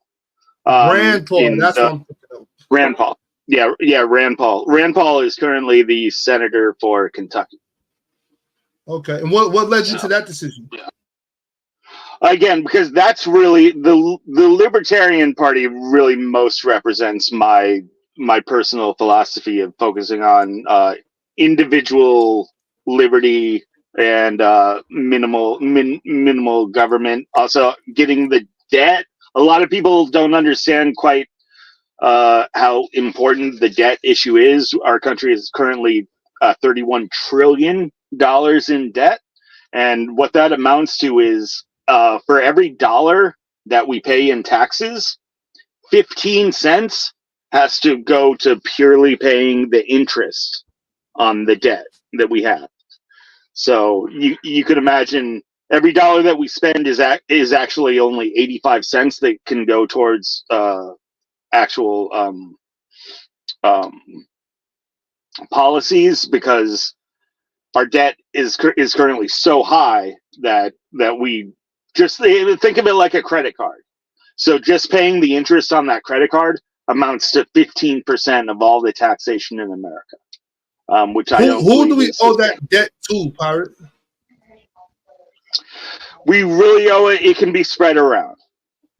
It can be spread around. I would say that in the macro sense, the Democratic Party is more responsible because they actively pursue policies that cause a lot of permanent expenditures. Is Bill Clinton responsible for a lot of this debt? No, actually, no. Bill Clinton actually out of all the Democrats during my lifetime. See, now understand and this is definitely not all Bill Clinton's responsibility. It's actually more the responsibility of the Senate, because the Senate was GOP run. But Bill Clinton's administration was that's the last time we had a balanced budget. Was in 96, 97. 96, 97, 98. Yeah, that's the last balanced budget. My question is, because a lot of people don't understand, a lot of people, me being one of them, don't understand who exactly do we owe this debt to? Is it all China? Is it who do we owe money to? It's really not even to cut you off, Pirate, but it's not just China, but the reason as to why a lot of people are worried about China is because China, ever since the Bill Clinton administration, China has always been looked at as the next superpower. And with China having a difference of philosophy as far as the government and their government structure, we've always been worried about them. But since we've always Is that who we owe the debt to? Who do we owe the debt to? That's who we owe the most to. That's who we owe the most to. But we it's a debt to China. We owe honestly we do owe a debt to Venezuela as well. Before the whole Gaddafi thing, which I know you don't want to go down, there were certain countries in Africa that we owe. Why wouldn't I want to go down that? I'm not afraid to admit that Barack Obama killed Gaddafi. I didn't mean it to go in that path, but you know what I'm saying? Like, and I know, this is Big Ox in China. I know how you do it over here, but just it's a bunch of countries that you wouldn't think, like, even now, it won't point you to who we are in debt to, but it does point to you the fact that the dollar has been weakened just based off of the simple fact that the euro now is worth more than the dollar. And so Ox, quickly, the way it works is that we owe the debt to everybody around the world who has bought a treasury bond. That's how the money is. So the treasury, the way that we make money. Is Uh-huh. the Treasury releases X amount of bonds. Right. People, either private individuals, corporations, nations, they can buy those Treasury bonds. So then they give the money. They pay the money for the Treasury bond, and then they are owed interest over the life of that bond. And I understand that. That's where the repayment is. So I the know about repayment that, actually, like Treasury bonds, war bonds, things like that. I just didn't know that's where the debt came from. Okay. That's where the debt, that when we as a, so then each year our government taxes the population of America, right? Brings in that tax revenue, and then the money that we pay for the interest goes to everybody who owes the Treasury. Pay the debt. Right. Goes to everyone who owes the Treasury. It's Clinton's administration was the last time. Clinton under a Republican legislation, they were the last people to actually come up with a balanced budget to where we weren't spending more money than we brought in. That was over 25 years ago. Ever since then, we've been running up the debt. It's not the only way, but it is a huge part of the pie chart for you to figure out who we do kind of mainly owe a large amount of our debts to. If you just follow who the American businesses kind of outsource their jobs to as far as foreign countries, because those are normally the countries that we outsource a lot of the jobs to are some of the countries in which we do owe some of the largest debt to. Ironically enough, for sure. Well, Tim, do you got any other statements, comments, questions, or anything before we move on to the next guest? I hate to be the guy that sounds like the quote unquote coon ox, as I've been labeled, but I don't see the necessary purpose of having a featured guest come out at one of your rallies doing a whole twerk dance, but I'll leave that alone. Wait. See, Tim, that's the thing. Well, we not going for that here because I don't do that. You know what I'm saying? I posted a short about that. I couldn't believe it. As a matter of fact, my man Tex, he's the one who sent it to me because Tex called this 2-3 weeks ago. The first NSB episode we did. If you missed it, go back and watch it. As soon as Sleepy Joe decided he wasn't in this election anymore, Tex called it. He said she's gonna go on tour with Megan Thee Stallion. I said Kamala got. I said Kamala got more sense than that. This is a young. This is an educated sister. She got more sense than that, right? Next thing I know, you can't call her that. You can't call her that because she claims she's Indian. She's a minority. She's a sister, right? So you know what I'm saying? Yeah, she's my sister. I'm not voting for her ass, but she's still my sister though. Now look, next thing I know is 2 days ago, Tex sends me a message like, I told you. And then all I see is just ass shaking. I'm talking about that thing was shaking too, boy. I was like, damn. But doing this at the rally is crazy. Crazy. That's crazy. You know, we got one. Again. That's the 26th Amendment in effect right there. That is the 26th Amendment. We didn't get to that shit. We did not get to that. We got one candidate hosting the twerk team. We got the other candidate walking out with 50 Cent being his anthem. Like I don't know. At this point I say we write in Snoop since he's over there in Paris representing, getting everybody hype on the Olympic teams. We write in Snoop as the candidate, then we just let it go, man. But I thank you for letting me up again, Big Ox, bro. No doubt, always. You always welcome. Don't worry about nothing. Take care, y'all fellas be easy, man. Right. Take care. Pirate, do you have time to tap in about that 26th Amendment that we're supposed to talk about? That's my bad. Yeah, man. No, it's all good. I set aside the evening. I'm good to go as long as you are. Okay. Well, let's talk about. I still got. We're gonna get back to Carmelo because he was here. I got Prada and my man Breezy. So, matter of fact, I'm gonna bring Breezy up right now, and we could talk about the 26th Amendment with Breezy. And Breezy, if you got any other questions, then you can definitely get to it. What up, Breezy? Chilling, man. Just enjoying the show again. I love the educational content. I watch these shows, and of course, I love being part of the panel, but I feel like I'm learning a lot being part of the chat, just listening to you guys. So I wanted to say thank you for the content. Thank you, man. I appreciate it. Yeah, absolutely. Yeah, so right now, Breezy, we about to tap into the 26th Amendment situations. Go ahead and take it away, Pirate. Yeah, so basically, for people who aren't aware, the 26th Amendment, God, was it? I think it was either 76 or 75. It came about, primarily it was a result of the Vietnam War and all the Vietnam War protests, where the young people didn't want to get sent off to Vietnam. And basically, prior to the 26th Amendment, the voting age was 21. But you could be drafted and sent off to war at 18. So a lot of the youth felt that it was unfair that they could be drafted and sent to war, and yet they didn't have a voice in voting for the politicians. So we passed the 26th Amendment, which lowered the voting age from 21 to 18 to whatever, make it fair or whatever. I got to say before you go on, Pirate, that makes sense to me. If I am going to be sent to war at 18, I at least want to be sent to war by somebody I had the right to vote for. Go ahead. Right.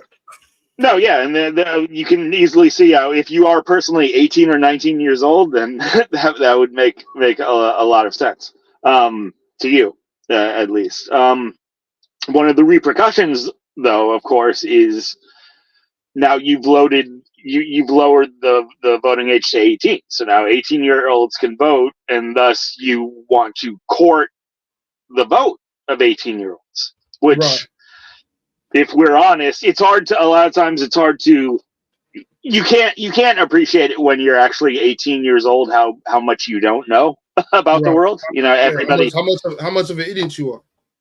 Yeah, everybody, you always think you're on top of it, no matter how old you are. But then usually most people, once you get a little older and look back on yourself at 18, you realize that there are a lot of holes in your logic and knowledge of the world.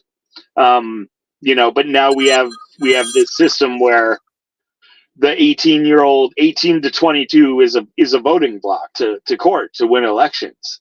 And that's where you get a lot of this stuff that we're talking about, where you're going to have Megan Thee Stallion, at your political events and focusing on the issues that a lot of the younger people are going to be more focused on, which you can definitely say a lot of them maybe in the long term might not be the most prudent. They might be a little short-sighted in some ways. So if you guys have any opinion on that, on the voting age, and you're muted, Ox.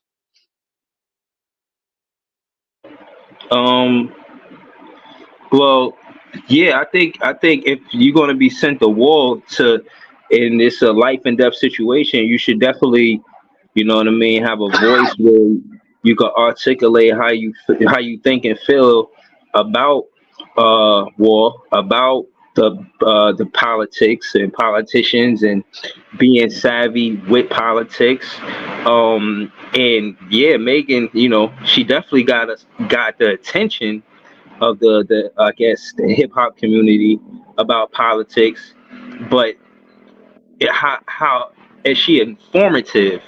Is she actually educating us? I mean, you got our attention to pay attention to whatever it is that you're trying to get us to pay attention to, but are you educating us? You know what I'm saying? Now, Brizzy, my thing with that is I could be wrong. I could be wrong for saying this, and if I'm wrong, y'all know me. I don't care. I take that. I'm fine being wrong, right?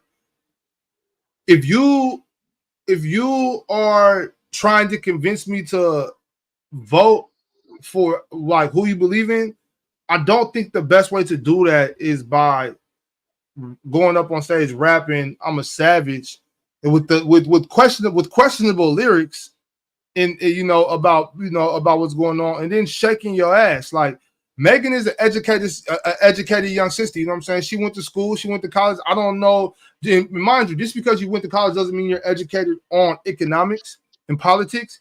But I believe she is still a smart young woman. Though. I do believe Megan is a smart young woman. That doesn't mean that I'm gonna follow what she tells me to do.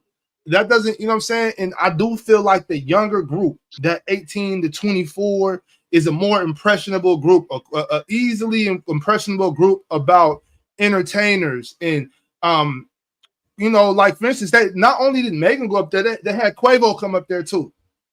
Right. And I don't know Quavo's education levels. I don't know Quavo personally, obviously, but I mean he has some convictions or some, you know, some things going on that are questionable, you know what I mean? And so it's just kind of like, how you gonna come up here and tell me about gun control and you catching gun charges? Right. No, absolutely. I mean, it's just I feel like the Democratic Party, the Republican Party, I feel like they they feel like, I feel like they're a little less informed on us as a people, the youngsters and the minorities. But I feel like the Democratic Party is just 100% just disrespectful. I feel like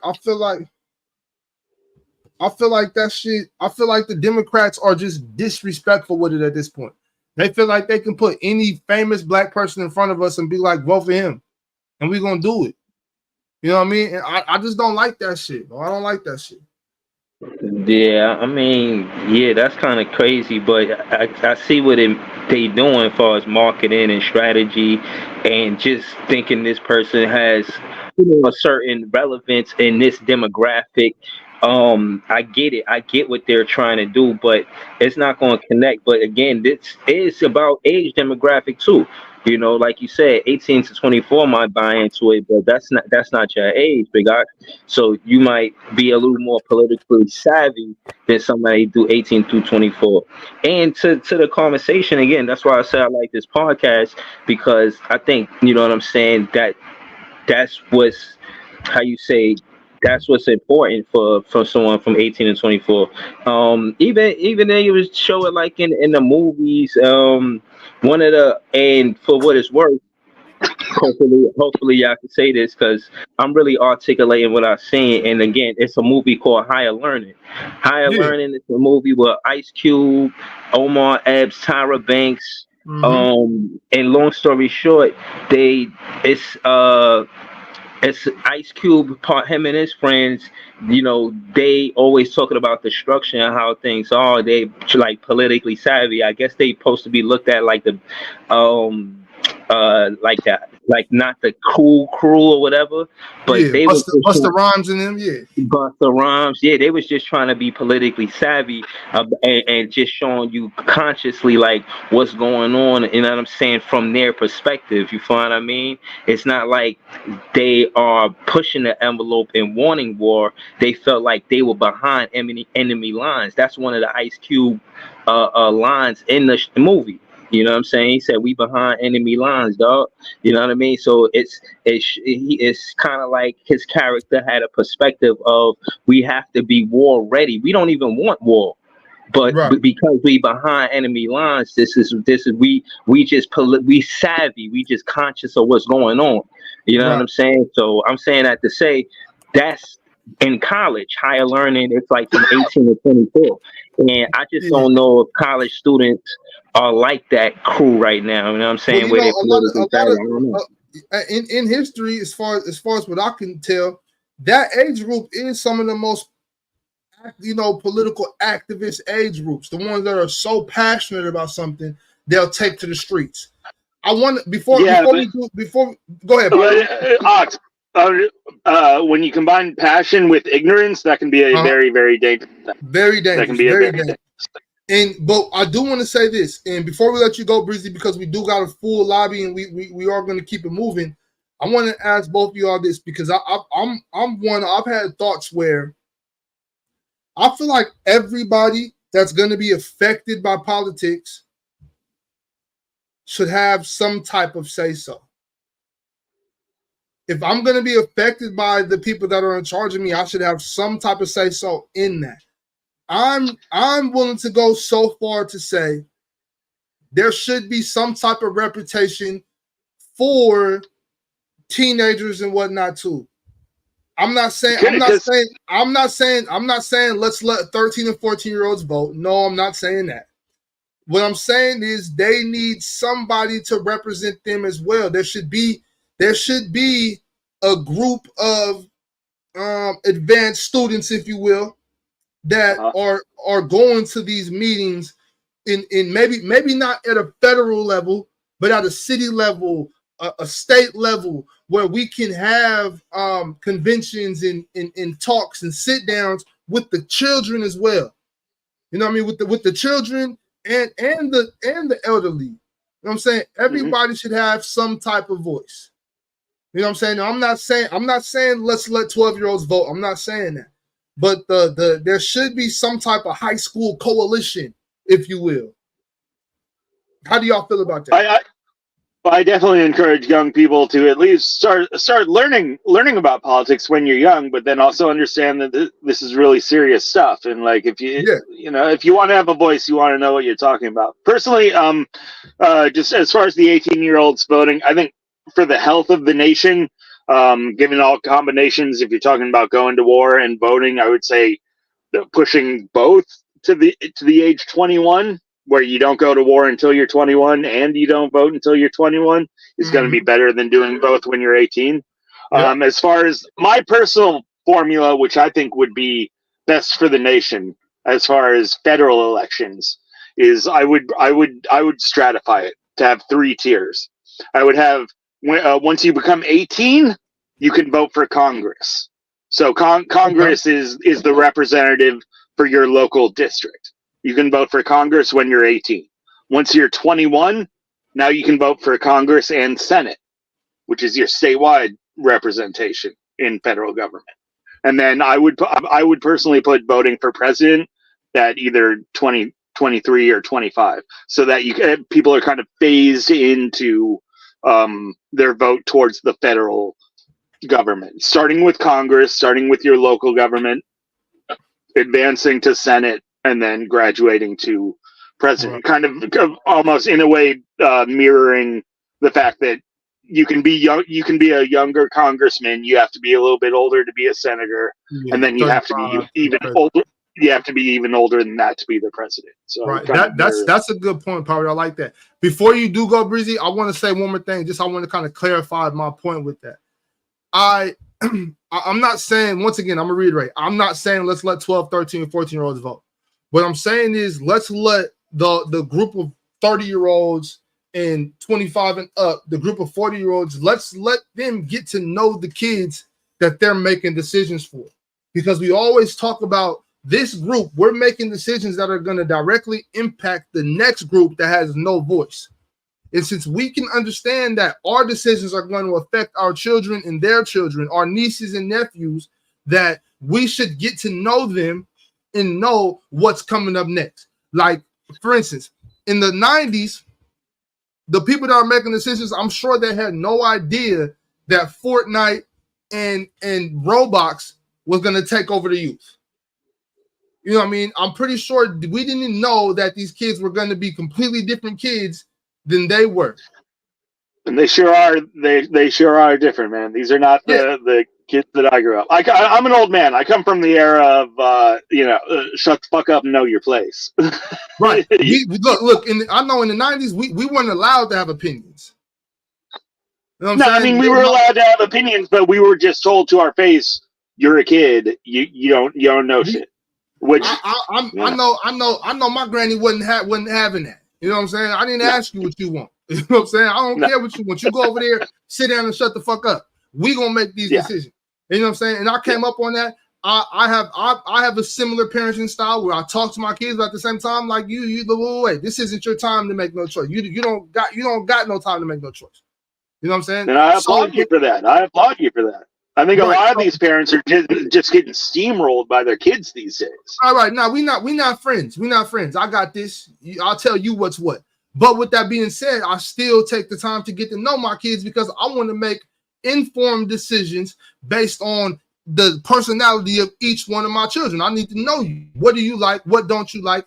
I'll do my best to advocate and make sure that you get the best situation I can put you in.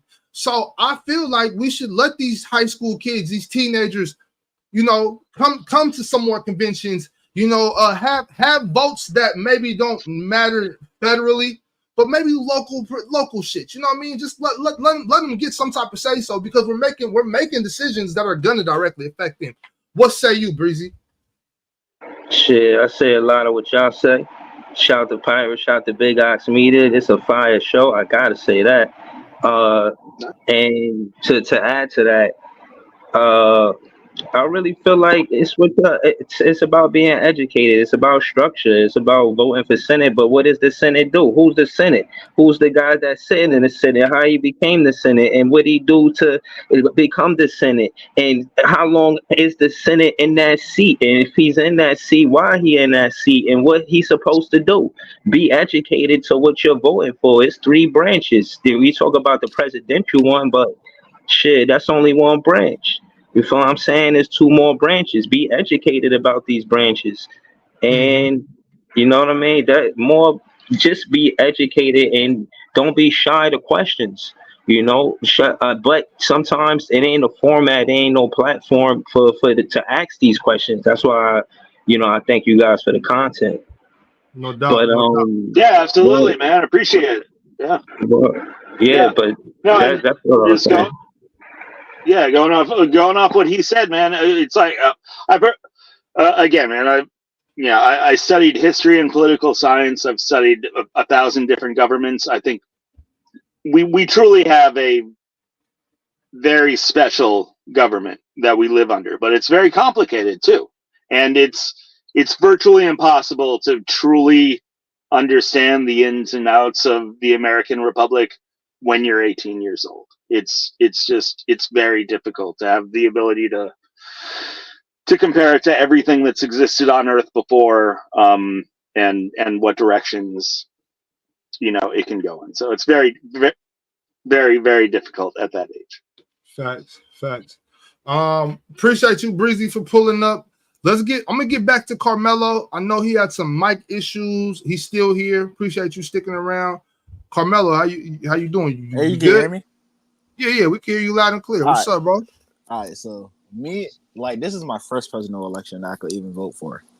All right, so me and my friends been talking about it. Their main point against Kamala Harris is how she put black people in jail for weed charges a lot in her when she's a lawyer. But I'm saying if weed used to be illegal. Carmelo, was that were the people that she put in jail, were they breaking the law? Yeah, that's what I'm saying. I be telling them that it's a law. I get y'all like weed, but weed was illegal. So I'm saying, how do y'all feel about that? You got that, Pirate. Yeah, I mean there are 1,000 reasons why I don't want Kamala Harris to be president, but her doing her job is not one of them. She's a prosecutor. That's what prosecutors do. I mean, that's the job is for you to be the lawyer that gives the prosecution's case. And again, it seems like me and Ox were both kind of seems like we're both kind of real big on personal responsibility, right? And I have broken many laws during my life, but I understand that I am breaking a law, and I understand the consequences. I'm not gonna play, oh, woe is me that you caught me doing exactly what I know I'm doing. So everybody has a role to play. If you choose to play the role of outlaw, again, I have the vast majority of my life, then you should understand the game that you're playing. Right. There will be a prosecutor at the end. Yeah, I understand not having any love for the prosecution, for the DA, for the police. I understand having no love for them. But to be upset with them for doing their job, and mind you, the police, these detectives, all the alphabet boys, all the police, they are good as fuck at their job.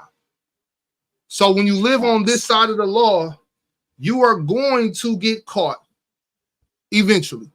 You're going to bump your head eventually. They are so good at their job. You know what I'm saying? Like it's to be upset with somebody for doing the job that you know they're out here doing is crazy. You know what I mean? You have to accept the life you choose and accept those consequences. Now, if you have corrupt people in these jobs, that's where the American justice system is fucked for me. It's when you get corruption. When you get corruption, you got dirty cops, you got dirty judges, you got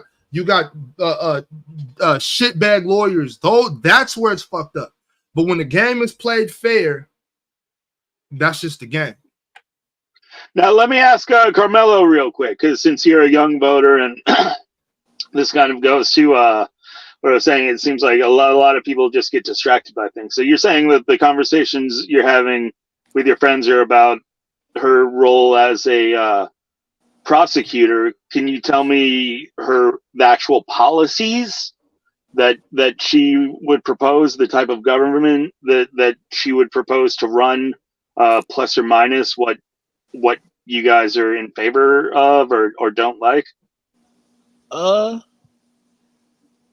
I really can't tell you that. I ain't gonna lie. Exactly. And that right there is the problem. It's not, and this is not to single you out at all. Oh no, I would Carmelo. be fine. This I would is be just, fine yeah. if you couldn't vote to 21. No. I ain't gonna lie. Carmelo, how old are you, Carmelo? I'm 20. 20. One thing I do want to say though is even if you don't know all the policies, even if you don't know everything, the fact that you and your friends are having these type of conversations and having them in a serious manner, not just bullshitting about it, that's very important. And I commend you for that. And I want to encourage you to keep doing that. And I want to encourage you to spread that to other people your age that are willing to listen. Now, I'm not saying you need to be a political activist and go around passing out leaflets. All I'm saying is I'm happy to hear that there's young brothers out here that are serious about their future and serious about their politics, bro. I commend you for that, no doubt. Round of applause for that. Absolutely. And Carmelo, that was not to single you out or even to single out young people. I believe that that's the majority of the voting population right now could not articulate Kamala's platform. It's just because the media cycle and just this social media is so caught up on these auxiliary things that really what we're talking about, like the actual effects of a lot of people are just not really tuned into I know that. Most people my age, or at least my state, usually just vote for who their parents vote for. What is your state? What state are you in? Maryland. Maryland, okay. Yeah. For sure. Well, appreciate you for pulling up, Carmelo. Do you have anything else you want to say before I let you go? Nah, except for Carmelo Anthony's top 5 also. Private. Oh, okay. That's interesting. Hey, you heard it here first. You heard it here first, man. Carmelo, you're only 20. Do you know anything about an old player, Adrian Dantley? Yeah. Have you ever watched any Adrian Dantley? No. I encourage all the young kids out there, if you're a Carmelo fan, go appreciate my man Adrian Dantley. 8 straight years over 30 points a game. Can you believe it? At about 56% shooting. I was trolling. I'm amazing. Carmelo Anthony's not top 5. I was trolling. I'm named. Oh man, you gotta stand on that, man. I'm named after him though, so I'm you could have sent that in a private chat. I'm named after him though, so I'm a little biased. All right, fam. Appreciate you. Y'all in the show. Fuck that, pirate. He is top 5. Carmelo, yeah. I'm not the biggest Carmelo fan, I gotta say. Nah. I don't got Carmelo top 20, but I love Carmelo for sure. He had pirate. There was a time I loved him in college. There was a time I loved him in college. He had us giving ourselves concussions, running up the court, hitting ourselves on the head like this. Damn. Yeah, no, I was big with his run at Syracuse. That was fun. Right. Hakeem Ward. I was a big fan of Hakeem Ward. Yeah.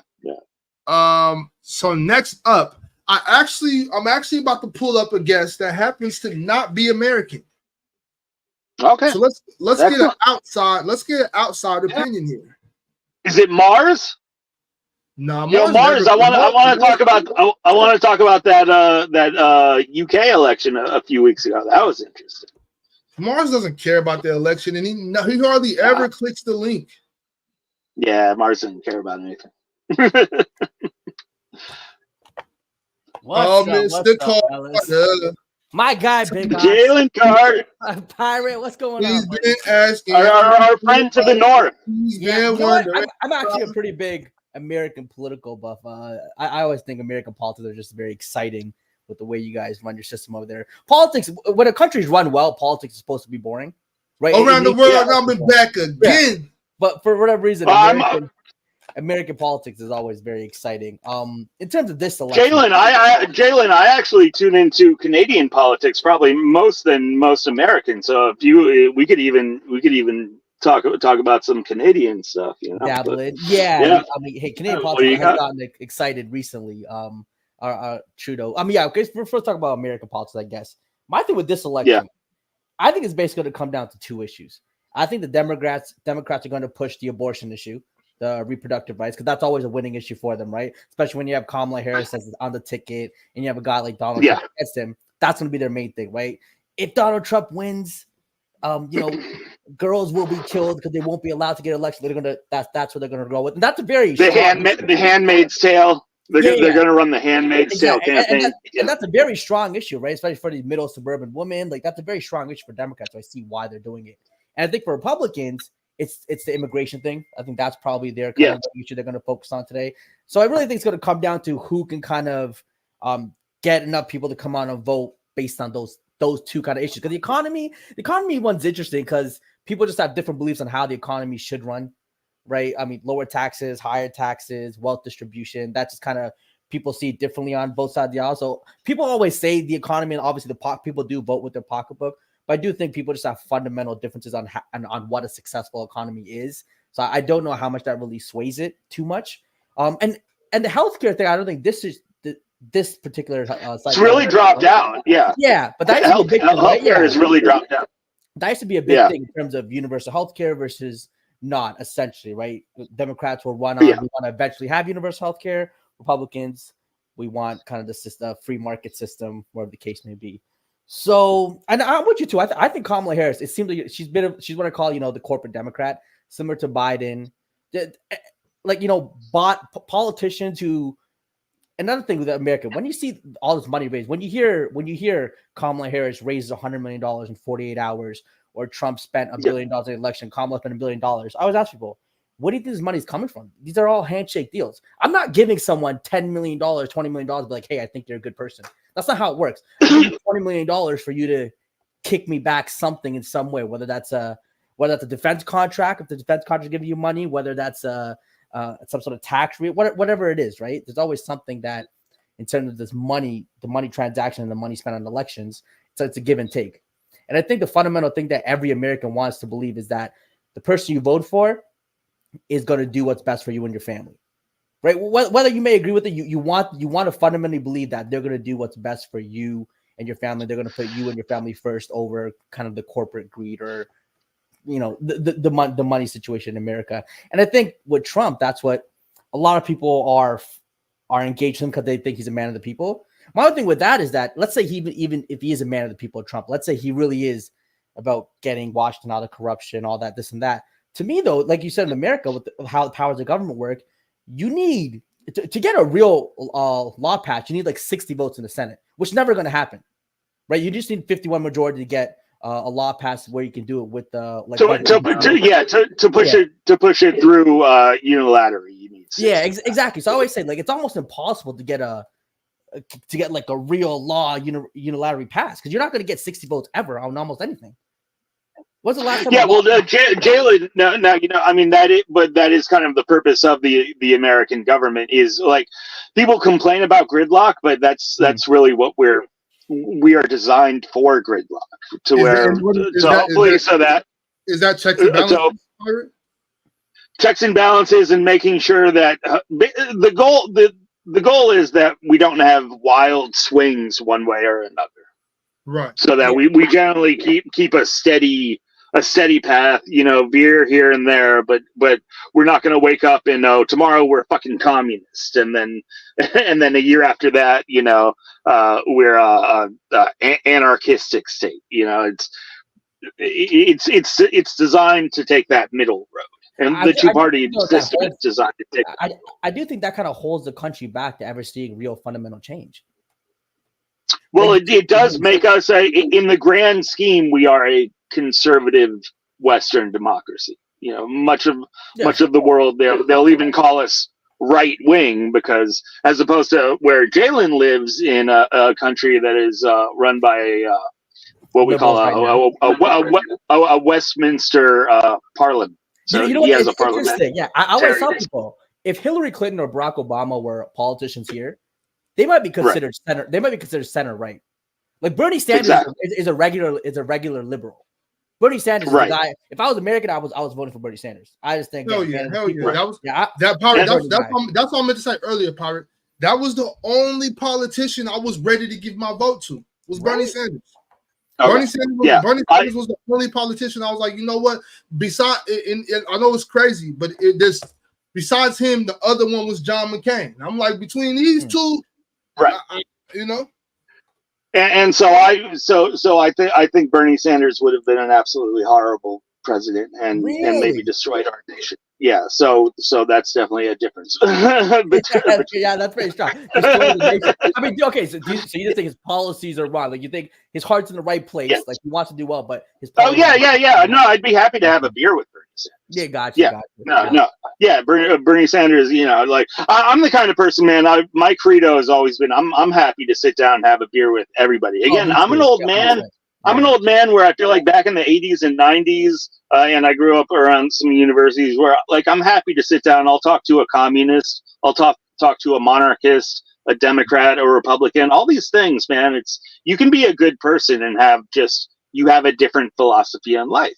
It's not that you're a bad person, and that's something I hate demonizing people because they think a different type of government will be better. Like everybody has their heart in the right place. Yeah, but that's the thing about, especially I think how the media portrays it. Like, it's like, now you already know. I mean, again, so how this will be portrayed over the next couple of months. If any time some sort of immigrant or they'll call him an illegal alien commits a crime. Let's say someone gets hurt, someone gets killed or whatever. It'll be flashed right in your face in Fox News. This is what we need to change. Boom, boom, boom. And at any time a woman wants to get an abortion in some of these states who have really restrictive laws now, they got to go to somewhere else. Boom, Democrats are right there. And I've seen some of the commercials. Like, I've seen one of the abortion commercials where like a girl was crying. Her mother had to like sneak her out to another state type of deal. Like, that's a powerful commercial. Like, if I watch that, I'm like, damn, you know what I mean? Like, I get, but that's such a big issue too, for sure. And I think for me, I'm pretty left wing in social issues like that. Like, gay marriage, things of that nature, the right to abortion. Like, I think you should have a right to abortion up to essentially until the baby's out of the womb. That's my belief. That's a completely different topic, but that's the belief here. Same with Canada. We've had kind of open abortion laws for a very long time, and that's not even an issue here that comes up, right? That's even like our most strongest conservatives. That's not even an issue that's ever debated. So I do think that's interesting there. The religion factor in American politics is very interesting. You guys, I think, especially on the right, people love to bring religion into politics, which I always thought division of church and state is a thing in the Constitution or something along those lines. So I just find that very interesting, how politics and religion play a role hand in hand in American politics. Yeah, well, we are the largest predominantly Christian nation on earth, and Christianity has had a deep impact on American politics since our founding. Do you think there's no doubt about that? Do you think conservatives would just do a lot better in elections if they came around on the abortion issue? Because I feel like that's the issue that's really holding them back. Yes. That one issue. If they change it down, they get so many votes, I feel like. No, and like we were talking earlier, I was hoping, and I still hope that, over the course of, years, 5-10 years, that it will revert back to just being sent down to the states and being more of a state issue, because it is a cudgel. So you think it should be a state issue? I think. Well, it is a state. You know, it is a state issue now. It is a state. It is the issue now. Yeah, 100% with the Supreme Court. Yeah, with the Supreme Court ruling. But that's the reason why the Democrats won the last midterm, right? Like, I think that single ruling that was a big effect. Yeah, to me, energized. That was probably a big effect. Yeah, I thought that was a huge effect for them. And again, another thing with politics, like, it really comes down to what, 3 or 4 states. Like, how many toss-up states are now? Because now Florida's pretty much red, so it's not even usually between 8 to 10. They're going to be between 8 to 10. Ohio is usually a strong flip-flop state. Nevada? Is Nevada one too? I could be wrong. Nevada, yep. Nevada, Arizona, Georgia, Virginia, so it really Ohio, Pennsylvania, Wisconsin. Okay, there. Yeah, so it really comes down to a couple states. It'll be interesting. In terms of who will win, right now I'm seeing some polls were released today where Kamala's up a little bit, but every poll, everyone's basically within the margin of error. So I mean, it's really kind of hard to tell. I just think it's going to come down to who can get the most people to come out. Can I get a prediction from both of y'all before I let you go, Jalen? Can I get a prediction from both of y'all? Because for me personally, I don't see any way possible that Kamala Harris can win this election. I want to hear from y'all too. I think, Democrats have been known to have a better ground game in terms of getting people out to vote. I think sometimes these polls, people will, again, vote on the polls, but not necessarily vote. And Democrats, especially last time, you see Democrats, especially with mail-in ballots, whether you think that's right or wrong, Democrats have mastered mail-in ballots. They've mastered the early voting. But now, Jalen, a big effect of that was COVID. That's for true, the 2020 election that will not be as big of an impact in this election. That's true. I do think Democrats early voting though have a huge gap. So I think Kamala will squeeze it out in a very close race. And again, as much as Trump, I'm like 60-40 with him. I disagree with him probably 60% of the time. Agree with the 40. He's a lot more prone to gas, and I think in the debate. People realize this is the first time Trump's going to debate somebody relatively competent. Shout out Joe Biden, but Joe Biden was up there in age. He was never really going to challenge him. Kamala Harris, regardless of what you think of her, she is. What about Hillary? Hillary was very unlikable to even people on the left didn't like Hillary. Hillary was more unlikable than Trump to a lot of people. Like the Clinton last name has been like. It's interesting. Like my mom, my aunts, and all them uncles. They all loved Bill Clinton. He was very popular. For whatever reason, Hillary Clinton has not gotten that same kind of love that Bill got for whatever it was. They thought Bill was like charming, articulate, had quote unquote aura. You know what I mean? That guy. And like Pirate said, everybody would not have a beer with him.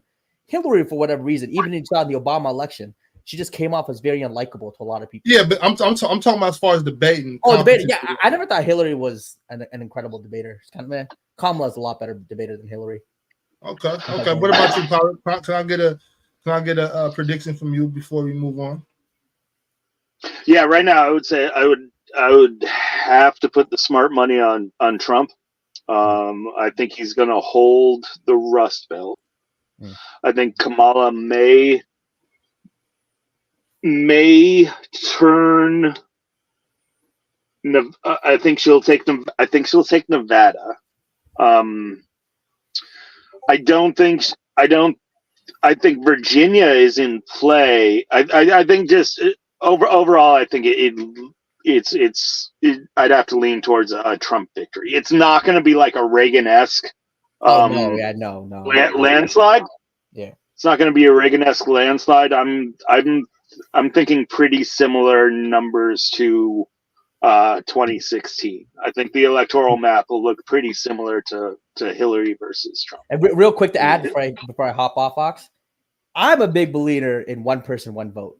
I think the Electoral College is so favored towards the right. It's incredibly undemocratic. To me, I understand, you don't want a collection of people in big states controlling the ideas of a collection of people in small states. But at the end of the day, it's one person, one vote. I just think that's how it should be. I think people in big states get screwed over. You know what I mean? And it's just ridiculous how, again, Democrats have won. Haven't they with a popular vote in every election over the past? What is it over? Is it 5 or 6 elections? Yeah. Something along those lines. Yeah. So to me, y'all got to remember how George Bush cheated in Florida. I mean, hey, that's a whole other conversation with the Bush and Al Gore situation over there. But I'm just saying, again, especially like with the Senate too, how seats aren't proportionally given to states. Like California should be given more seats. Relative. No, but Jalen, right? California has much more seats in the Congress. The Right. Senate represents the states. That's what I'm saying. But So- the Congress and Senate still need to pass laws. Like they both have to pass laws to get it to the president for him to sign. So I just think they get screwed. If you ask, I feel like it's fair to have one where the bigger states get it and the one where it's equal. I think that's the proper way to do it. Man, I think No offense to our Canadian friend here, but I believe you're not showing the proper respect for our constitutional republic and its structure. Hey, Before we let you go, Jalen, Yeah. you didn't do this, did you? do what? That's crazy. You guys are crazy. That's so crazy. I'm sorry, bro. I'm sorry. I'm sorry. I had to ask. That is so crazy. I went to Obama's campaign. I was gonna say that. No, I mean, but you guys agree though. The Senate is probably the most undemocratic body of government, just the way how. Well, yes, Jalen, because we don't. Yeah, but now this is, and this goes back to it's philosophy. It's also semantic/propaganda. Just the word democracy is not just like, oh, I said democracy, and democracy is 100% good, and we love democracy, and everything has to be democracy. We don't live in a democracy. The only true democracy that we live. True democracy, for everyone who's watching, true democracy is when the vote on law. Yep, so the people pass a vote, and then that law is implemented. The only true democracy that we have in America are propositions. So when you go to the election, there will be certain propositions, Prop 22, Prop 38. That's democracy. We live in a republic where you vote for representatives. And so the Senate is there because we live in a federation of states. The whole point is to have a unified nation, but each state is supposed to have a fair amount of autonomy, and that's what the Senate is there for, to represent the interests of the state. I hear you, but I'm also a believer that the Constitution needs to be reevaluated.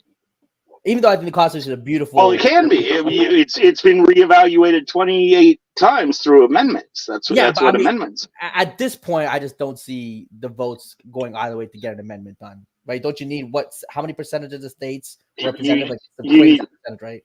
Like 75%. Yeah, or 60, either 66 or 75. Yeah. But again, that reverts back to. But again, Jalen, you have to admit that America, we've done all right over the last 250 years. Oh no, right? I mean, we've done great, 100%. We put a man on the moon. So I think France is working on their 7th constitution at this point. They've gone through 7 republics. Yeah, it is a lot in less time. So the biggest issue though in America, I always say, I think there should be a cap on the amount of money raised and used in elections, and I think that will actually solve a lot. Well, I think the biggest issue too is that we need to get rid of lobbyists. I think lobbyists is completely undemocratic. I feel like I personally feel like that's very undemocratic. I don't feel like a capitalist country and a democratic country actually can coincide. You know what I'm saying? So, but that's a topic for another day. Maybe that's a topic for next week. You know, maybe next week. All right, fellas, been real. Appreciate it. For sure. Right, yeah, good to hear from you, man. You too. And enjoy voting for your MP who's gonna get like 800 votes and like 30% of the popular vote, and you do that once every 5 years and call it democracy. Trudeau is probably gone this election round. Yeah, he's definitely on his. You think so? Yeah. Yeah. It's crazy. He basically went from he was like when he first got elected, it was very Obama-esque, right? Transformational, articulate, he was loved and loved. And now the amount of hate this guy has now is like, who's the guy that got in trouble for Watergate? Was the president guy? Nixon. Yeah, Nixon. He's hated like Nixon now. From being loved like Obama to hated like Nixon. The drop off has been insane. You know, Nixon was actually loved before Watergate. A lot of people don't know that. He was an extremely popular president up until that time. I also think Ronald Reagan is one of the worst presidents in American history. Conversation for another day, though. But he's one of the worst presidents. Yeah. Ronald Reagan's the devil. But all right. Thank you. Take it easy. Appreciate our Canadian brethren tapping in. Shout out to Jalen Carter. Hey, Mr. Carter. Tell me, where have you been? All right. We got two more people in the live. We are going to get to them. And I'm sorry, fellas, we're going to move a little quicker.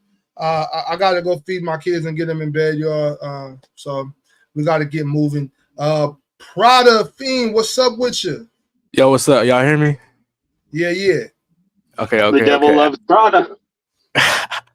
Hey, is there a specific topic, or can I just say whatever's on my mind? You could Whatever you want, man. If you heard anything within the last 2 hours and 15 minutes, by all means, speak on that. If you got something you want to bring up, if you want to ask questions, make statements, you know what time it is, man. You know where you at. Say what you feel. Okay, I want to talk about this Camel push that I'm seeing right now on like the internet. Yep. So right now, pretty much from my perspective, it's way more women in my age range. My bad. It's way more women in my age range that care about politics than it is men. Mostly about like the abortion topic, and that's what I wanted to say. Like a lot of women is really pushing for that shit. And on the internet, all you really seeing is people pushing for Kamala for just because, in spite of not wanting to have Trump in office. And I don't think that's a good reason to vote for somebody just because you don't want to vote for the other person. I think not voting is louder than voting for somebody that you don't agree with in spite of another person being bad as well. Ox? I would agree. I was thinking about that earlier when we was talking about it. That the young women, especially women of color, you know, our young sisters, our little sisters, I feel like they are getting involved in numbers that I've never seen before. And whether they're informed properly or ill-informed, they are getting involved. So yeah, the girls. My bad. Yeah. I think that's a good thing for Ms. Harris. I think that is a good thing for her. And also, I will say that too. But that was something that was said in the last election, or matter of fact, that was said in Hillary versus Trump when they start talking about the lesser of two evils. Yeah, I don't fuck with that. I don't like that sentiment, and that's why I say we have the right to withhold our vote. We have the right to let these people know you will not get my vote unless you do something for me and my people, and I'm fine with that. Yeah, I haven't voted once yet. I haven't seen anybody viable enough like that I trust. So yeah, I haven't really seen any evidence of voting for somebody just because they're the lesser. Right. For instance, right here, there's a chat right here that says not voting allows the person you want, allows the person you don't want in office. I don't want either. That's what I'm saying. That's my whole point. That's my point. So it's like anybody that wins is somebody I don't want. Why would I vote for them? Exactly. I don't care about evil versus more evil, especially when that evil that you're saying is so much more evil is really not affecting me. Sadly, it's really not. It is, but they're both really not doing shit, if we're really being honest. I see why more women are vocal about this shit, though, because, like, abortion rights and stuff like that, Roe v. Wade and all that type of shit, but... Yeah. I mean, I think me and Ox, we both, you know, I really wish that wasn't one of the top issues that's swaying people, but you know, personally, that's the main reason I'm saying, like, that's the main push.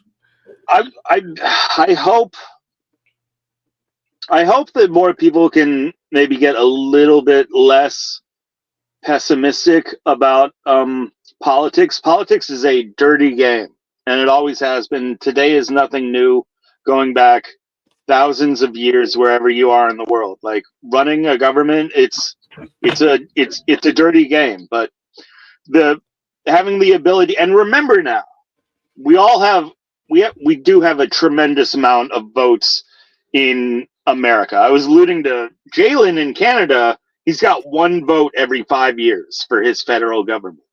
He's voting for his MP, which is basically like our congressman. each 5 year, we get every 2 years we get to vote for a congressman. Every 6 years we get to vote for 2 senators, and every 4 years we get to vote for a president. And it's never going to be exactly what you want, because this is a nation of 350 million people, and we're talking about one person filling the job. So it's never going to be anybody's perfect perfect candidate. Y'all see what this dude said, bro? Oh, you talking about Tyson? Yes, that's so I dumb. responded to Tyson. I wouldn't call it dumb. I wouldn't call it dumb. I would call it a sense of pride, a sense of responsibility. I'm not mad at it. We all look at it differently. I feel like he said your ancestors literally died so you can vote. Stop. They died so we can have a right to vote or not to vote. I responded that my ancestors died so I'd have the option to decide. Exactly. I don't feel like my ancestors died so that I would be forced to choose between 2 motherfuckers that don't care about me. Not forced. Exactly. Nope, you're not forced, but it's now voting is not a right. Voting is a privilege. It's a privilege that can go away. We were just looking at Venezuela, and again, I encourage all the young people to tap into Venezuela, look up on the history over the last 60 or 70 years, because a lot can happen.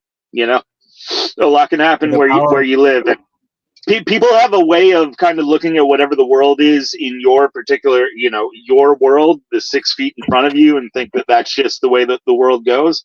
And trust me, the world that is not just the way the world goes. The world and your reality can take many, many dark turns.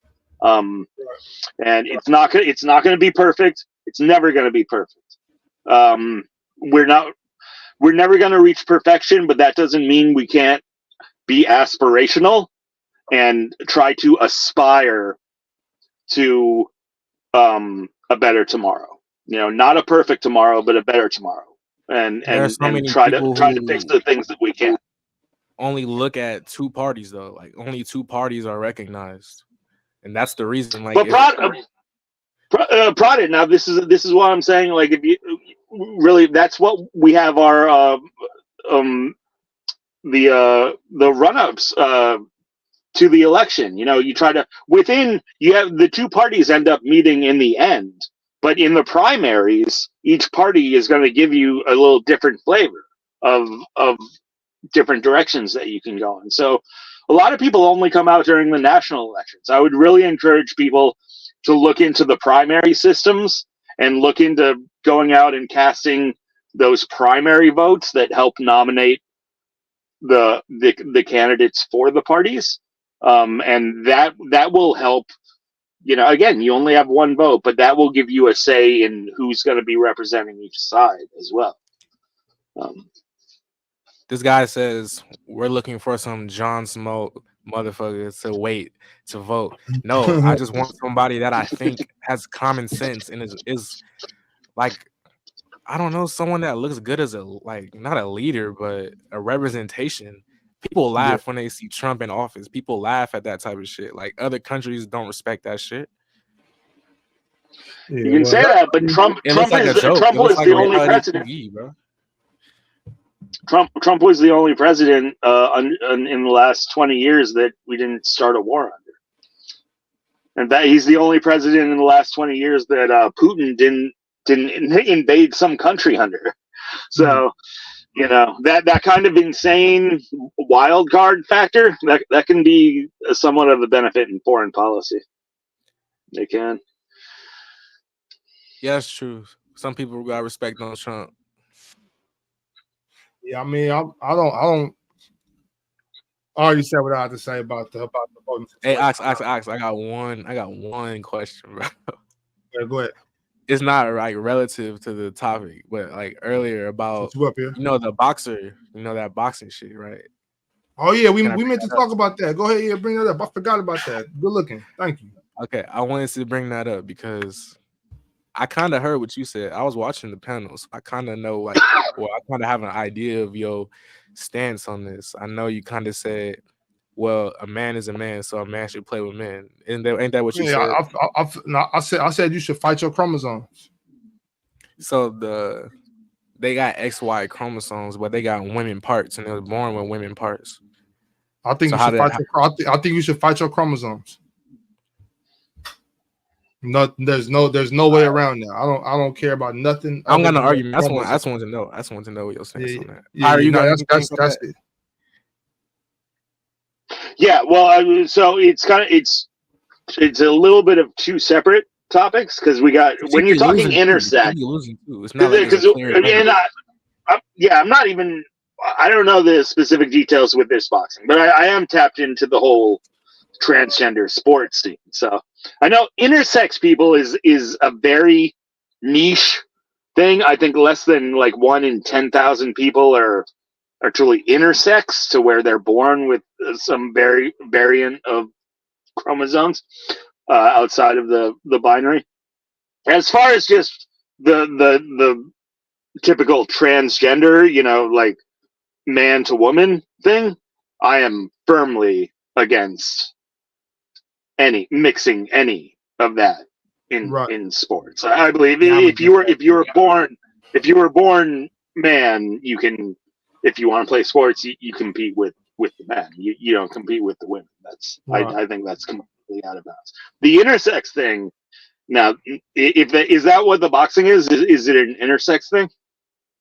I've been getting so many different reports. They said that they were born a man. I've heard it was born with both parts. Nah, she was born a woman, and she has women parts. But my thing is, I've heard so many different. I've read, not heard. I've read because I know they have like the XXY. Is she like XXY? XXY. Is she XXY? Yeah, all I know is you should fight your chromosomes. All right, that's all I know. I don't want to get into what your born is. I don't want to get into what your parts are. I want to talk about fighting your chromosomes in combat sports. Yeah, especially combat sports. I think women have the right to fight women. She has a higher level of testosterone than most women, but the fact that she hasn't been having a clear advantage is the only reason why I think it's like okay. Yeah, and I know there was another past Olympian. I forget the name, but there was a past intersex. I think it was a sprinter. That one. I maybe with those intersex cases, you could do like some testosterone cap limit or something, or I hate to say it, just say like I'm sorry you can't compete. I'm sorry. I know it kind of sucks that you were born. I understand that you look like a woman. You basically for all intents and purposes you are a woman, but for whatever reason you were created with this physiological advantage that can manifest in sports, and because of that you're not allowed. That one's a little bit more tricky. But as far as the vast majority of these cases, we're talking about the transgender type thing, and I think with that I'm much more just black and white, to where you can't just decide. It was that just you're crazy a to woman me how fast this like people use this situation as an opportunity to jump on it and be like, oh, woke, they're woke. They're letting this happen. They're letting this happen without even knowing the actual identity of the person. They just went and started jumping on it and saying that it's a trans woman, but she was born a woman.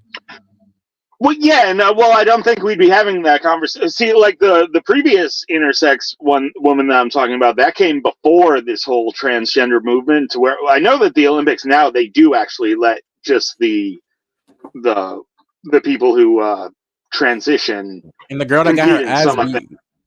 Like she didn't even put up a good fight, but she was trying to like play into that. She was trying to play into that like this is. I didn't know she's trying to play into it. She got punched hella hard. She like, what the fuck is this? She said she never got punched that hard before. Like okay, so that's what I'm saying. How you gonna tell her if she's been punched that hard before? If the person she's fighting doesn't have the same chromosomes as her, she shouldn't be fighting. And she was playing it up, bro. She was doing. Testosterone is a hell of a thing. You can't say that because you wasn't in the ring getting punched. So what I'm saying is, you need to fight your chromosomes. I don't care about nothing else. Somebody in there talking about if you can give birth, you should be able to fight people that give birth. No, you should fight your chromosomes. I don't agree. Right. You don't got to agree. It's biology. We don't. If you don't agree with biology, that's fine. But I definitely I know a couple years ago in MMA there was that Fallon Fox who was just a man who transitioned to be a woman. Fucking Superman. And she was. It doesn't matter. Like, it doesn't matter if you lost. I know women that can beat you up. I know women that can beat me up. I know women that can beat Pirate up. That's not the point. The point is you should. Ain't no woman beating me up. Okay. She was born a woman, though. All right, bro. Fight your chromosomes. Appreciate you pulling up, though, brother. For sure. All right, bro. W Pirate. For sure, bro. Yeah, take it easy. We'll be back next Thursday. W Graveyard Shift. For sure. Yeah, I'm just against XY and XX, and fighting and stuff. It just doesn't sit right with me. I do have much more compassion for the intersex, because again, now we're talking about it's just a very, very minute portion of the population are intersex. It's hardly anybody. It's like 1 out of 20,000 people are born intersex, and most the intersex people are not the transgender people. Most of the intersex people, they're born like a man or a woman. They think they are. They probably, a lot of them don't even realize that they're intersex until they take some blood test for something, and the doctor comes back and is like, "Oh, you're actually intersex." So that's a totally different thing than the whole transgender movement. It's a different thing because you didn't choose to be that way. It's different in that aspect. But the chromosomes is where it's just like, well. Oh, I hear you. Yeah. I'm sorry. You know what I mean? Like, I apologize, but either fight them or don't fight. Yeah, I mean, if you have just way more testosterone running through you than the average woman does, that's gonna give you a clear athletic advantage. There's just no doubt about that. Dirty Dev talking about Ox LeBron size. Talking about women that could beat it. I know women that have beat the shit out of LeBron. What? We got one more.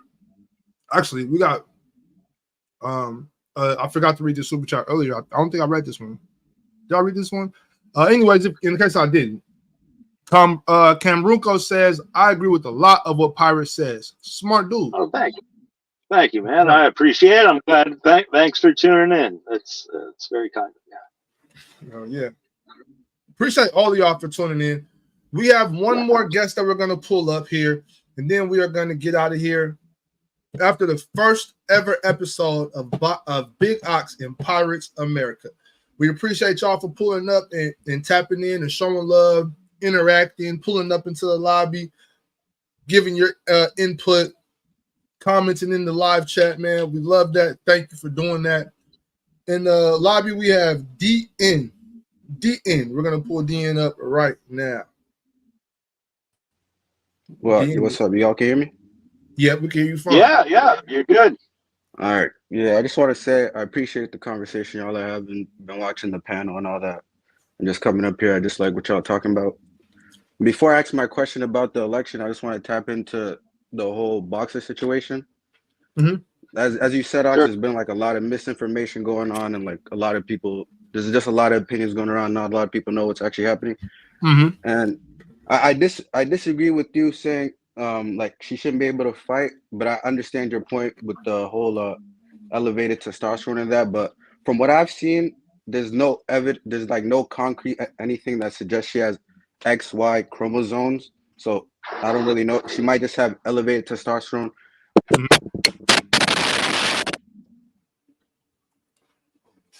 You there? Did we lose him? What happened? Yeah, I don't know.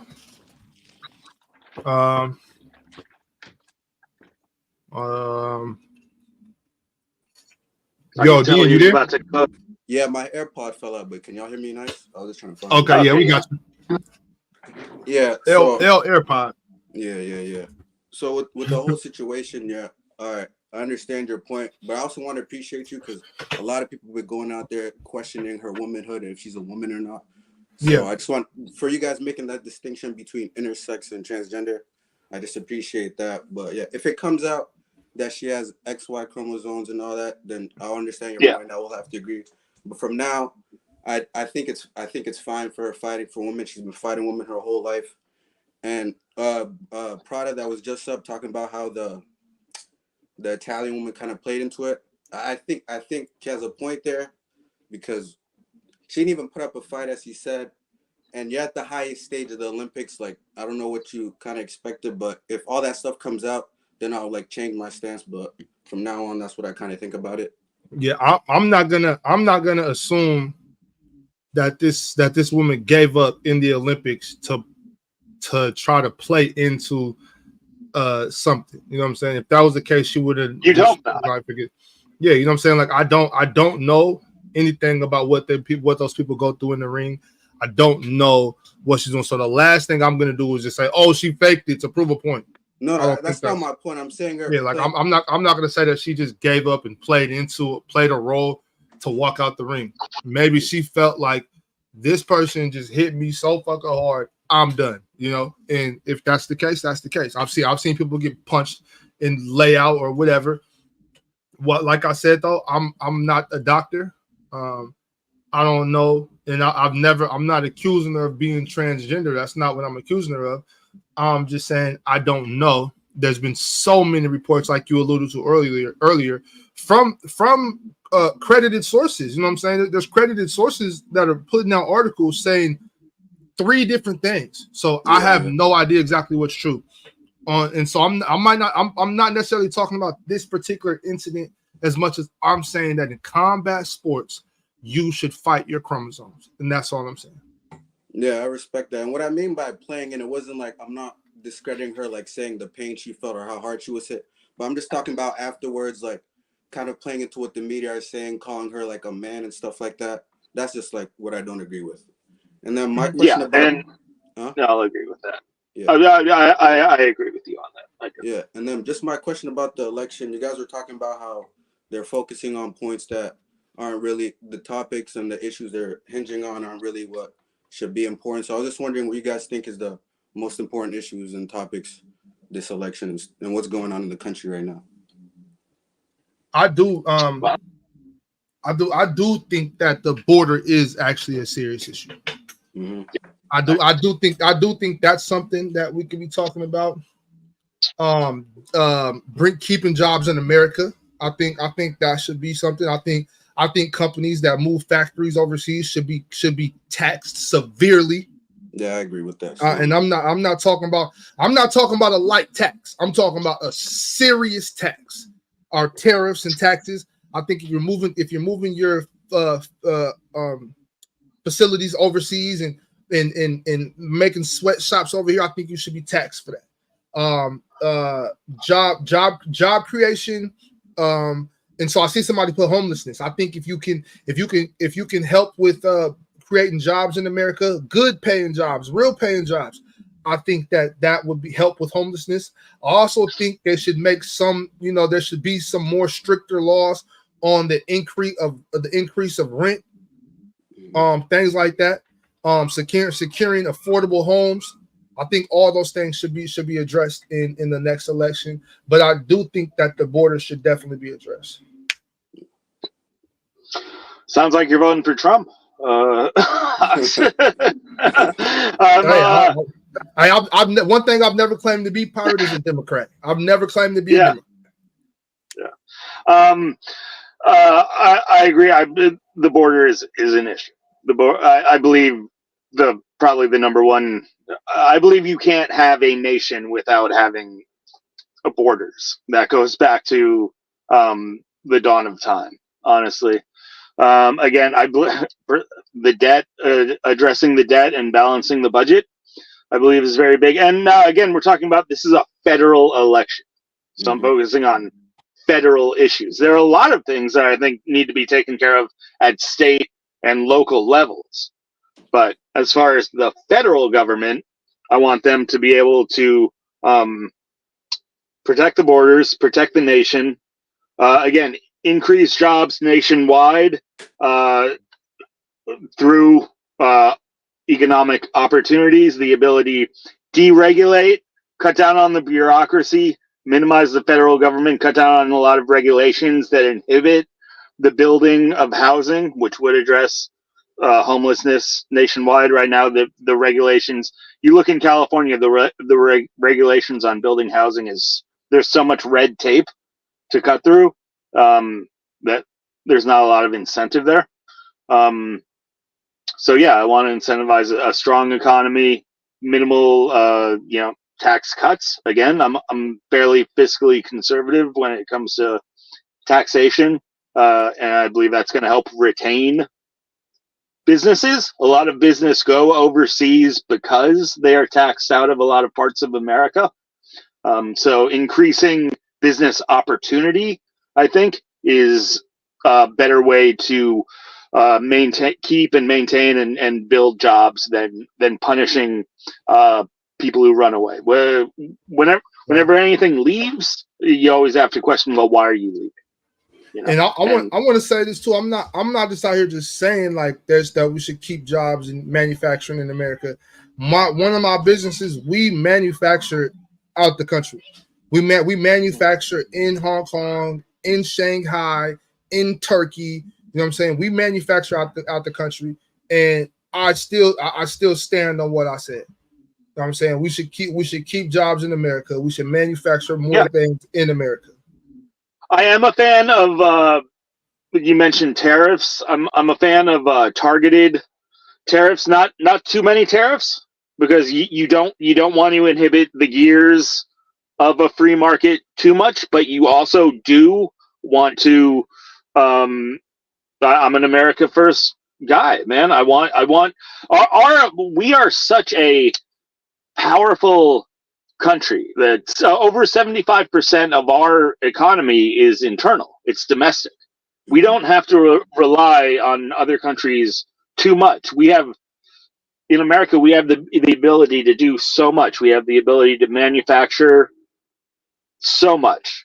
And I want to get back to that, man. I feel like we've lost a fair amount in a lot of great cities like Detroit. When I was growing up and in the years before me, Detroit was a tremendous industrial city. And St. Louis some too. of the people, St. Louis, just so many cities around America. And again, that kind of goes into the whole Rust Belt voting and that northeastern. And we really need to get that back. One thing about Trump, though, maybe we shouldn't be so big on bringing back the coal mines. I'm fine with coal. Honestly, I'm good with. I'm what you call a all of the above energy guy. I feel like solar, wind, electricity, all these have their place. I'm a big nuclear guy. Now, I believe nuclear is what we should really be investing a lot of time and energy. That's the cleanest. A lot of people are afraid of the nuclear meltdown and all of this, but if you look outside, nuclear is clean energy that's extremely powerful, much more reliable than solar and wind. And not to say that you don't have solar and wind and electricity, but I say all of it: natural gas, coal, electricity. Use it all. Energy is the fuel. Isn't that the shit that leaked into the ocean in Japan? Yes. Yes. So that's yeah. And then of course Chernobyl in Russia was the biggest nuclear catastrophe. So those are but technology has advanced so far from that point. What nuclear? I think nuclear needs to play a much bigger role in our energy production. Right. What about you, Dean? What do you think? What do you feel that answer your own question, bro? What do you think? Yeah, so to be honest, I'm just getting back into politics now. Like since the Trump Biden election, I've like kind of just been out of all this stuff. It's just all like a clown show to me. So I'm getting back into it now with everything that's going on now. So I'll do some more research and come back next week. But yeah, I agree with most of what you said. Homelessness is a big issue to me. The border as well, securing the border. And then, also what you said, bringing jobs in to just things that will help the general welfare of the American people first before focusing on these LGBTQ stuff and all this other stuff, which is I don't know the way to word it, but I think it's kind of secondary in the issues that we're facing in this country. So stuff that is 100%. 100%. The general welfare of the people. That shit shouldn't be nobody's business. If you want to get married, get married. I don't give a fuck. Okay, do what you want to do. Can we focus on some shit that's gonna affect everybody? You know what I'm saying? Like if we bring jobs and keep jobs in America, that will bring back the middle class. You know what I'm saying? If we promote trade schools, that will bring back the middle class. You know what I'm saying? Yeah. That's where we need to be right now as a people. We need to be focused on bringing back the middle class, bringing back trades. You know what I'm saying? Bringing back factory work. You know what I'm saying? Real hard blue collar workers. You know what I'm saying? We need that in America. That's the backbone of our country. You know what I mean? And we're just watching, we're just letting it go. You know what I'm saying? Like, tech is cool. I love tech. I like all that shit. I love we're mostly, entrepreneur, that's great. But we need motherfuckers that can come fix toilets. We need motherfuckers that can pave roads. You know what I'm saying? We need people to build shit. You know what I'm saying? We don't need to send everything to Mexico and in China and in Turkey and all these places. We can do it right here. And the ability to start out small companies and have those companies grow and grow. Ox, let me pose two general perspectives on. Let's take my own city. All right, I'm Oakland, California. I don't know what the rest of y'all know about Oakland, but we got some issues here. All right, we got some crime. We got some businesses leaving, and we're one of these cities. You talk about Oakland, you talk about Chicago, you talk about Baltimore or St. Louis. These cities have been run by the Democratic establishment for the last 60, 70 years straight. And the mantra that they tell you every election, they appeal to the poorer people. They tell you that our way out of this situation that we're in is for the government to come in and help you, right? They say that we propose we're gonna get you out of this system. We're gonna rejuvenate our city by taking all the poor people. We're gonna give you more welfare. We're gonna build up programs. We're gonna tax the businesses, take the money and give it to the poor people, and that's gonna solve things, right? Well, that's been the formula for the last 60 or 70 years. How is it working? I can speak for my own city. I don't believe it's working very well. When you look at the more fiscally conservative angle to that, we say, hey, all these businesses you're driving away the businesses. You're saying anyone who wants to start a business, you're going to tax the businessman and give it away in the form of welfare. Why don't we make? There's this system on the other side of the aisle that says we build economic zones. So you go into a place like Oakland or Baltimore or Chicago, you go into the more downtrodden parts of the cities and you say, you know what, in this part of the city, we're going to lower the taxes for starting businesses. Please come. The people with money, please come here, build a business, build a sandwich shop, build a factory that's making sneakers. We're gonna tax you less than if you were in another part of the city or state. To please come and try to bring some jobs and opportunity to these less prosperous parts of the nation and the city. And I believe that is a more sustainable. And again, it's not going to be none of this is going to be a perfect solution, but we can't keep going in this way where we think that business is bad, and corporations. If you keep labeling, if you keep trying to push away, the businessman and keep pushing the businessman out of your area is not going to be a very prosperous area. Doesn't it just kind of only makes sense. You're pushing away the jobs and the opportunities and the ability to grow because you're building up all these barriers of entry of taxation and regulation where it's very hard to just start up something small and have it grow to something medium and hopefully to something big later on down the line. Right. If you get comfortable people taking care of you, you're not gonna ever take care of yourselves. Yeah, I agree. Well, Dean, do you got anything to say before you leave? Any comments? Anything? Yeah, just to add to what another thing we should focus on, just bridging the wealth gap, because the stats out there, like how like 5 people or 8 people, whatever it is, control like such a percentage of our wealth in this country, like over 50%. I don't know how to help get more equity or whatever, but I think that's another big thing. But I just have one more question for Pirate specifically. When you guys were talking about the 26th Amendment and how voting age is 18 and stuff, I just wanted to know. You said it should go back to 21. That's what you said. I just want to make sure. I would prefer going back to 21. My ideal would be that stratified layering of 18s being able to vote for Congress, 21 being allowed to vote for Senate, and then maybe like 23 for president. So you kind of build. Yeah, and I understand. So 18-year-olds would have a vote, but just for Congress, not for the federal election. Yeah. And I just want to give my perspective on that. I understand where you're coming from, but from my perspective, I'm 19 myself, so this is the first election I'm eligible to vote for or whatever. And just from my own perspective, yeah, like in high school and around the people that I grew up with, like my sisters and most of the people that I was around were all young people, and they were the most, in my area, or at least they were the most politically conscious, politically active. So I just think I understand what I'm pretty sure you were talking about, how the young voters are more impressionable and are able to be swayed by the pandering of these parties and stuff like that. And I do agree that to the extent, but I don't think you're giving the young people as much credit as they deserve, because I feel like, as Ox said earlier, with the whole Vietnam movement and all these other movements that have happened, it's usually been young people at the forefront.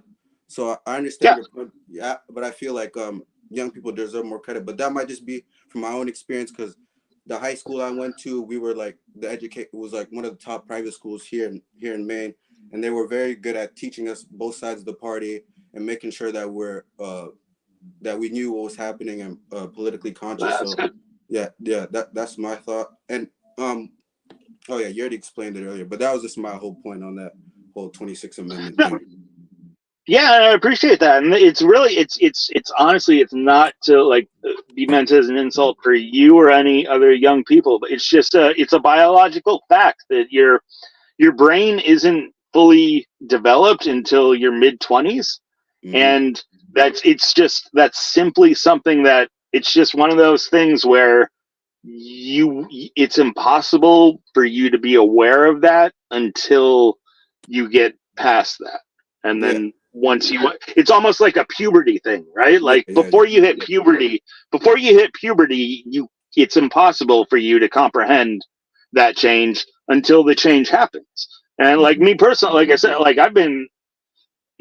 I'm sure between the ages of like 7 and 8 and 18, I like read and studied about politics more than I'm sure like 99% of people. It's been a fascination of mine forever. But even looking back on myself at 18, it's impossible for you to understand how impressionable you are at that age. It's just something that it's something that time has to unwind. And then when you are older and you look back, you start to realize that a lot of the thoughts that are in your head, like you said, apparently if you had an educational system that did kind of touch on both sides and all sides, that's a real luxury for you, because a lot of people do not, a lot of kids do not get an experience like that in school, especially when you talk about, most people go to public education, and just think about it in a logical way. If you have public education, just means state-sponsored education, right? It means that the education is funded by the state. So inherently, that system will promote the state controlling things, because the education that you go to is a product of the state. It's something that's it's subtle, and when you're a child, you can't fully process all like what's going on. But you are going day in and day out to a state-sponsored or institution that will be teaching you a certain bias in a lot of things. That's what, if you look, it kind of breaks down to idealism. Younger people, you're going to be more idealistic about things and be thinking about a kind of fantastic future without, the harsh realities of the way that the world actually is. And then as you get older, that kind of intersects. So it's a constant pattern that younger people tend to be more, you could say, liberal or leftist. And as people grow, they tend to get a bit more pragmatic about things. Once you start getting more experiences, once you start paying taxes, having a family, all these things. Yeah, I agree with That's that. a fact. That's a fact. In the comment section, I see they're discussing age and what's a child. And Prodigy says even 21-year-olds are immature. I know 31-year-olds that are very immature. It's not always an age thing, but some people are just stupid. A lot of people are just stupid. Facts. And there's no. Well, all right, DN, appreciate you pulling up, fam. We're gonna let you go so we can get up out of here. We're about at the 3-hour mark, bro. Appreciate you for pulling up. Yeah. Yeah, appreciate it. I'll be here next week for sure. Right on, right on. All right, man. Good to hear from you. Whew. All right, y'all. Well, thank you. I want to say thank you for everybody that tapped into the show today. Yes. This was the first episode of Big Ox and Pirates America.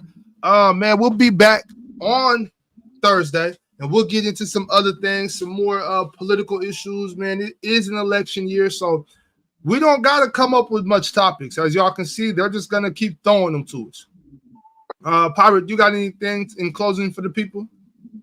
This was a blast, man. I had a great time. Hopefully you did too. Hopefully everyone in chat, you liked it. I had a total blast. I think a nice little first episode here, and it's gonna be one hell of a year. So buckle up. Hell yeah. I definitely had a blast. I was only expecting us to be up here for like an hour and a half, and we did 3 hours. So flew by. Right. So right. I think the Big Ox and Pirate duo was a duo that they didn't know they needed, but now that y'all got it, y'all know. Now y'all know. Truth hurts. Well, I want y'all to like this video on the way in if you didn't like it on the way out if you didn't like it on the way in. Subscribe if you're not subscribed, and if you're not subscribed and you're watching this, I hope you stub your toe. I hope you stub it real good. I hope you go bowling with your girlfriend and drop the bowling ball on her foot. Okay. So. Well, I hope you have a very nice week, and maybe subscribe to us next week. Yeah, well, Pirates being a little more nice to me. Subscribe, all right? Subscribe. Click on the notification bell so you never miss another episode of Big Ox and Pirates America. You never miss a graveyard shit. You never miss an NSB, which is coming tomorrow morning. We'll see you there. You never miss a Champagne Room. In fact, if you missed the last Champagne Room, go check that out with the lovely Iris. It was an amazing episode, very informative, very educational. Hey, like my man Breezy says, if you can't buy energy, you got to get some sleep. Take heed to that. That's what I'm about to do. I'm about to go get me some rest. I'm gonna catch me some Z's, y'all. Thanks for everybody for pulling up. Pirate, it was amazing, brother. Thank you. I'm gonna hit you. Let's get ready for next week, man. Yeah, man. We'll figure out a regular schedule so everyone can know, exactly when to tune in. And as we go along, we did this kind of like on the fly. I'm sure as it goes forward, I want to mix it. We'll be looking at media. We'll be looking at more clips. We'll be really diving into stuff and welcome everybody's opinion. Hop up here. Anything goes. Not PC. This is the not PC show. So just let it fly. Let's go. Facts. Y'all make sure you already know what time it is over here on this platform. Speak what's on your mind. Say what you got to say. And it's all love over here. Thanks a lot for tapping in, y'all. Like the video, subscribe, share, hit the notification bell. Y'all know everything. Y'all know what to do. Leave a comment after the video and let us know maybe what y'all wanted to talk about next week. That's the best way to go about it, y'all. Also leave a comment. Let us know who you voting for. All right, y'all. Yeah, I'll Appreciate it. comment. All right, see you. All right, Pirate. All right, man.